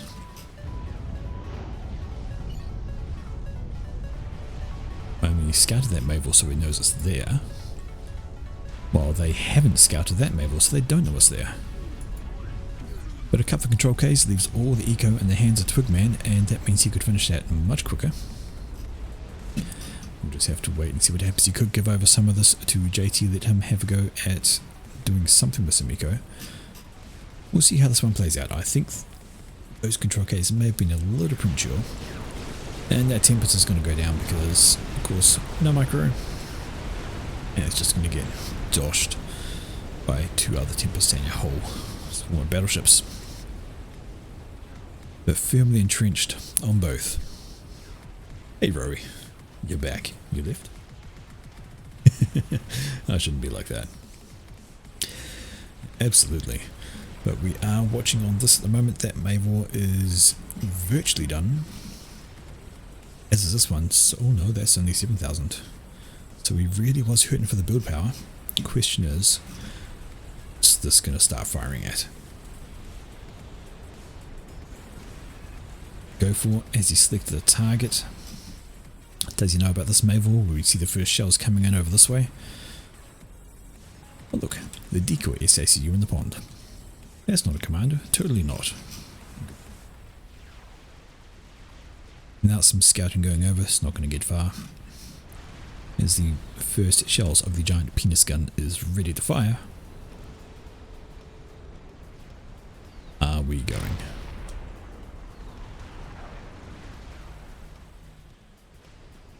And this one is now done as well. So, it is Mavor versus Mavor. Here come the first shells. I don't see it being targeted at anything in particular. I can't see the markers if there is. I mean, he says no need to rush. He's not worried about the arty. No, you don't need to be worried about the arty. You need to be worried about the Mavor. Which is raining down. Oh, the damage. Second Mavor planned. That's a strange choice. What the fuck's his armor? What do you mean, what the fuck? You did not control K your HQ, it got hit by a Mavor shell. Well, that's what happened. Still shells coming in, and the first shield is down. Where's the next shell going to land? We're going to have to watch the other side as well. Let's have a quick check. Is he actually going for the Mavor? I don't think he is. Don't think he's going for the other Mavor at this stage. Shields are fully down now, trying to spam up another one to get help. Doesn't know there's another Mavor, he does not know where it is. This leaves the advantage fully on Team 1, although he has absolutely smashed up here. He was going for the T380 that was getting built. Boom. Bookman has finished an experimental. Must be a different one. Building a Novex. I don't know what else he built. But heaven jump. Boom! And Armor's comm wanders into a very, very bad spot. He feels slightly upset he wasn't told about the Mavor. Because now, all this echo goes over to Joshi. Joshi built an experimental. I see what happened. And down goes the Mavor. Oh dear. Oh dear indeed.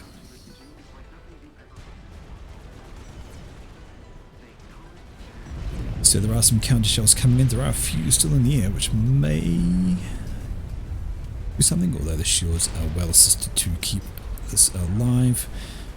Up for more shells, but I think that's going to be much it.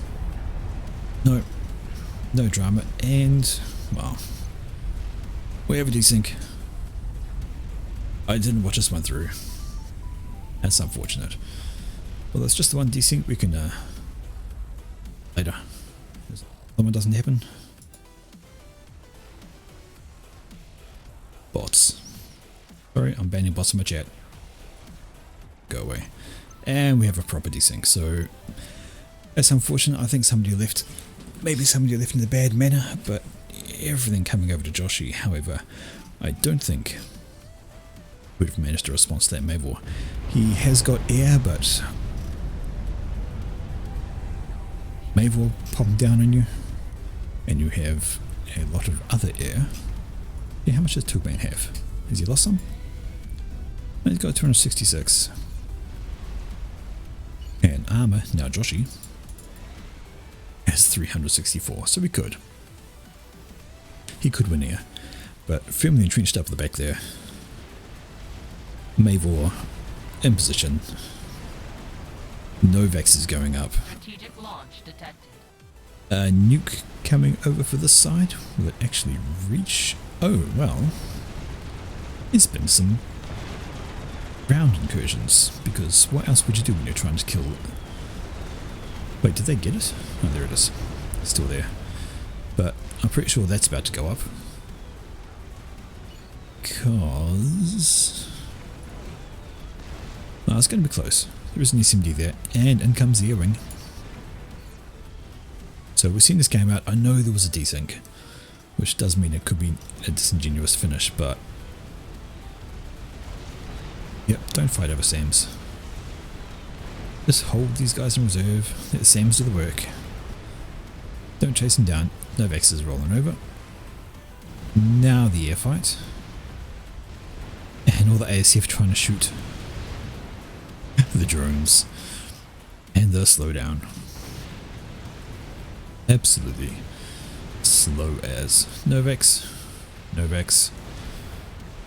Bombers love the slowdown. But SAM's down the bottom throwing up into the mix. More SAMs over here. Strats are coming in, they have been spotted. They're going for the S&D. I mean, that's one of them. You got another one up here which is loaded. I think he had a few actually. Yep, he's got another one over there which is loaded. So Nuke is going to get through. Death of Ground Force marching on in. Novex is over here doing Novex things. Doesn't make a lot of sense. But that is a solid air win for Joshi. Except for the fact he's left his air sitting around SAMs. Bad plan. Almost killed the strat. Single ACF having fun. Look at that air grid. It's going to repopulate pretty damn quickly.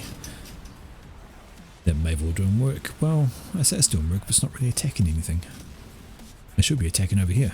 You know, this Mavor. Yeah, they were.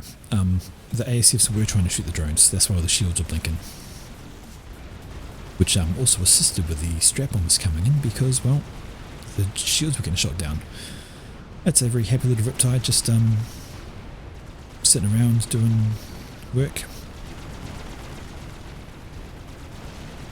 That it could kill that off really quickly. Instead he's trying to kill an ASF. Which he might actually succeed in doing because there's another shooting him. Speaking of ground forces, in come the Harbingers. Here is... was the Fat Boy? Looks like the Fat Boy died to the nuke. Another Fat Boy trying to be built. Right, out come the gunships. They are going to look at trying to clean up all of this because there's just so much going on. So as they focus to try and kill off this strategic defences here.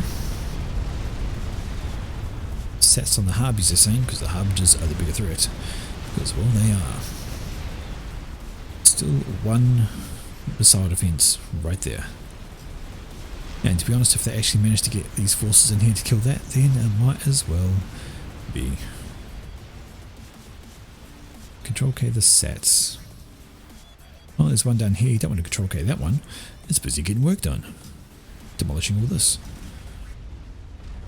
Bring out that though, and that's a support commander boom. Not too worried about that. Hordes of stingers in the air. Absolutely smashing out this Harbingers. So much mass sitting here. Where is the... there it is. There's a sniper coming in from Joshi. I think he's going to be going for this right here. Something. Bad boy. Or have they spotted... well, they've spotted Sams. Not going to get a lot of work done trying to fly over that many Sams. Maybe it was a go at all this air grid here. Plenty of power that could go up and cause some issues. But 1, 2, 3, 4 Novaks being completed. Well, this one's done. Mavel's still firing away. We've got tele defense right there, plenty of shielding. I feel like unless they can find a way to break this, it's only going to be a matter of time. Navy can't help. They tried with land. Land just died. There's now a Fat Boy on the way. They are doing their own Mavel, which has been spotted, and that's not going to complete. Is a satellite floating around? I do not know where. There's a lot of strap bombers there, and in fact there's also a pair of Czars. That's actually Honey Badger's comm. Stalking through the water, being safe. Being protected by a pair of Czars actually. It is both their comms, sitting in the water, playing it safe. So, oh dear. This Mavel is not going to complete. Right, checking out up here. Navy trying to shoot what it can, which happens to be a support commander as well. That won't last too much longer. Game is on.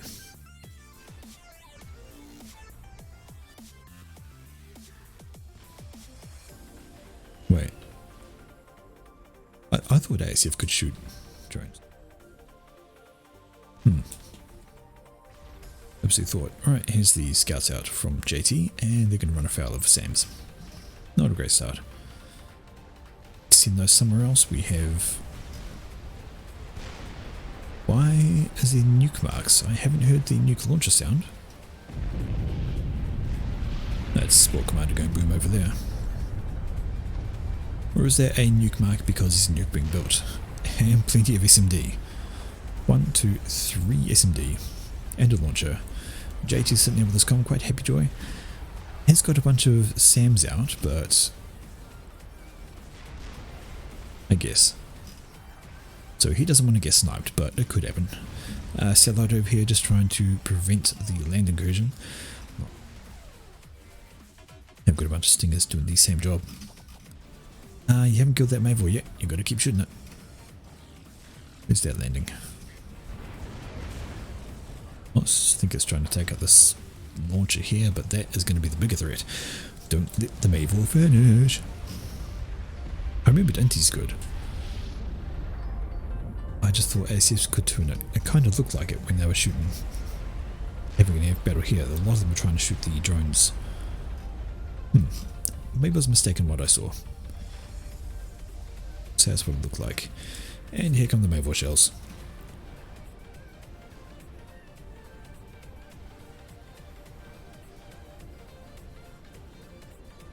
Next one to break through the shields. And the next shell to land and kill everything. Splat. Oh, almost everything. One more. There we go. No more Mavor, no more shields. Hey, well read it. Might as well kill that. Novax ahoy. We have another land incursion attempt, but there are stingers ready to go. Just like that. Need to do something.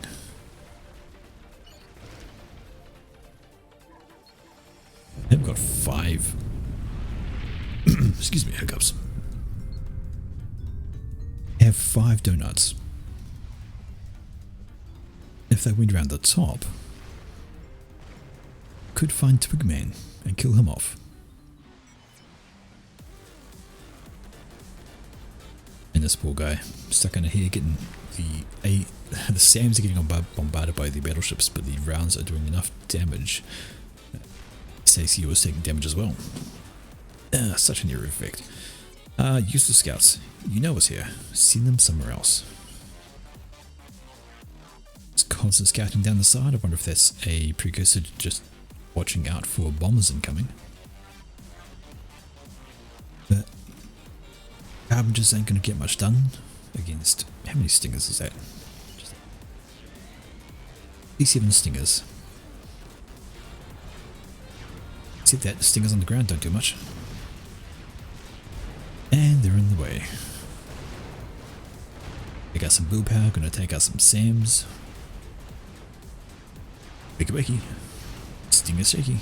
Fat boys firing in. To get my bombs lift off.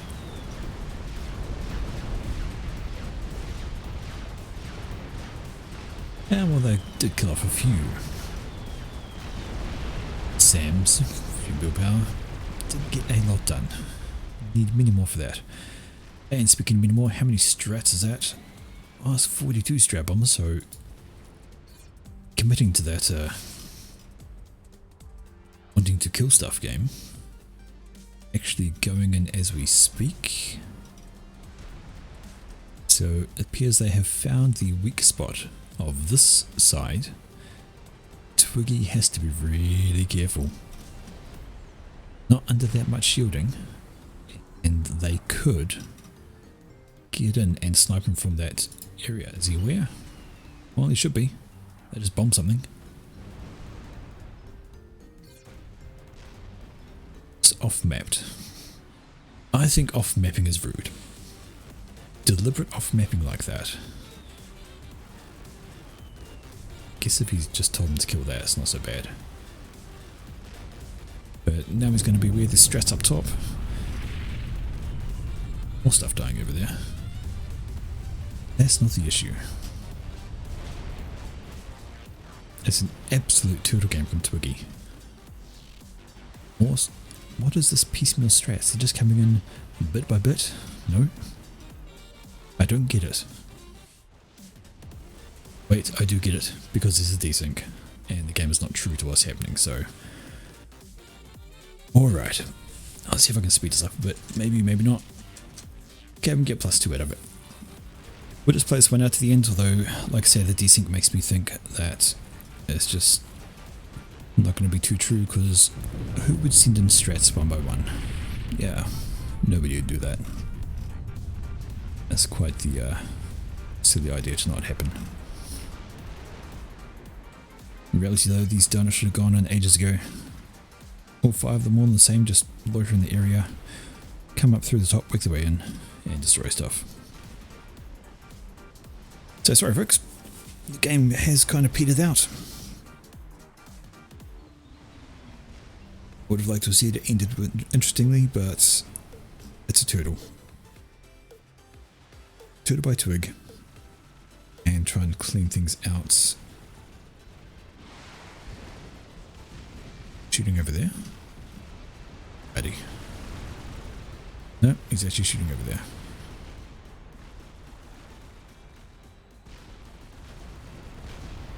Sorry folks. So how much you got though? I mean look at Joshy, he's actually got 1.7k. Yeah. Doesn't have the build power for it. It's all in the water. Scathis. That's a good idea. Build a Scathis in the water, roll it on up and start firing away. That could be the thing that we're after. Tip the balance. because it won't be scouted because there's been, well, no scouting going on. No idea the scathers are coming out. 100% going to work. They could even build another one if they wanted.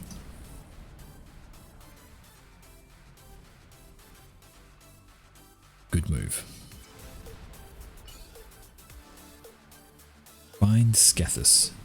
So obviously the desync has come through and they've received Scathus fire.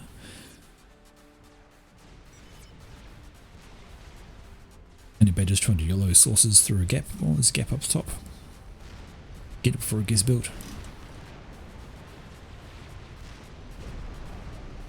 Satellite having some fun with the bulwark. Not getting anything done in those units. I mean, that's something you could do. Suicide your strap bombers into SAMs to clear a path for the donuts. Scathers to rock out of the water and start shelling over. It will be GG. So it's a heck of a holdout at the end there. A Twiggy. It's going away. Novax is around. Hasn't managed to scout and find its commanders though. They had, I could imagine suddenly being a whole swarm of torpedo launchers built to kill them. But they have to rely on manual scouting, which they are not doing. They've only got the Omni, no scouts are going out. Nothing seen. Stress coming out piecemeal, as mentioned. Donuts ahoy. Scathus, there it is. Oh, I don't know why it's moving. I'm pretty sure this is a mistake. A support commander going down over there. Like, there's no way the Scathus will be moving that far forward when it can shoot from damn well anywhere. So that's got to be a desync issue. Mentioned the desync before, and unfortunately it carries on. Pretty sure that was going to be...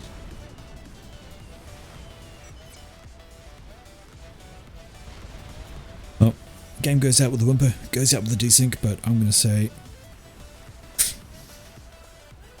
Twigman, I wasn't going to say Gurf, Twigman said Gurf. I feel regret now because this game was so promising at the start. Looked like it was going great. But then sync. This looks like it hasn't gone well at all. Support commanders dying, we've got units pushing slowly one by one. We know that's not how these guys are going to play. We know the Scathus wander on into the base, so it's definitely not a true form. So I believe this game most likely went the way of Team 2 down the bottom, with the Scathus complete, all the eco, all the experimentals coming in. I feel like it was only a matter of time. Satellites doing nothing. I feel like it was only a matter of time. Actually broke through, as the commanders down here haven't been found, and nothing's going on. So, I hate to say it, bad into the game, bad into the stream, and that will teach me a very good lesson about watching replays all the way through for desyncs. Desync ahoy. It's 100% what happened there. And we see the issues about desyncs. Alright folks, well, I wish it had been better. I wish I had a bit more. It was great at the start, great during the mid. Good start, good mid, great battles going on. We had a pushback from, Team 1 looked like they got the edge, but then the Navy collapsed on the right. Team 2 got the pushback from the bottom and worked their way up. But then Twigman got the Maver up and was starting to do some damage with that, and he started taking over. And again, a bit of a flip in the pressure, but sadly at the end of the desync, and I believe it would have been a slow turtle and eventual death of Team 1. So, thank you for hanging out. Thank you for being here. Take it easy. I will be back with more casts another day. I'm going to have to sort out some news about a YouTube channel, maybe even a Discord, if I can finish setting that up correctly. So thank you folks for hanging around. Have yourselves a lovely day, whatever time zone you're in. take care, stay safe, and we'll see you next time.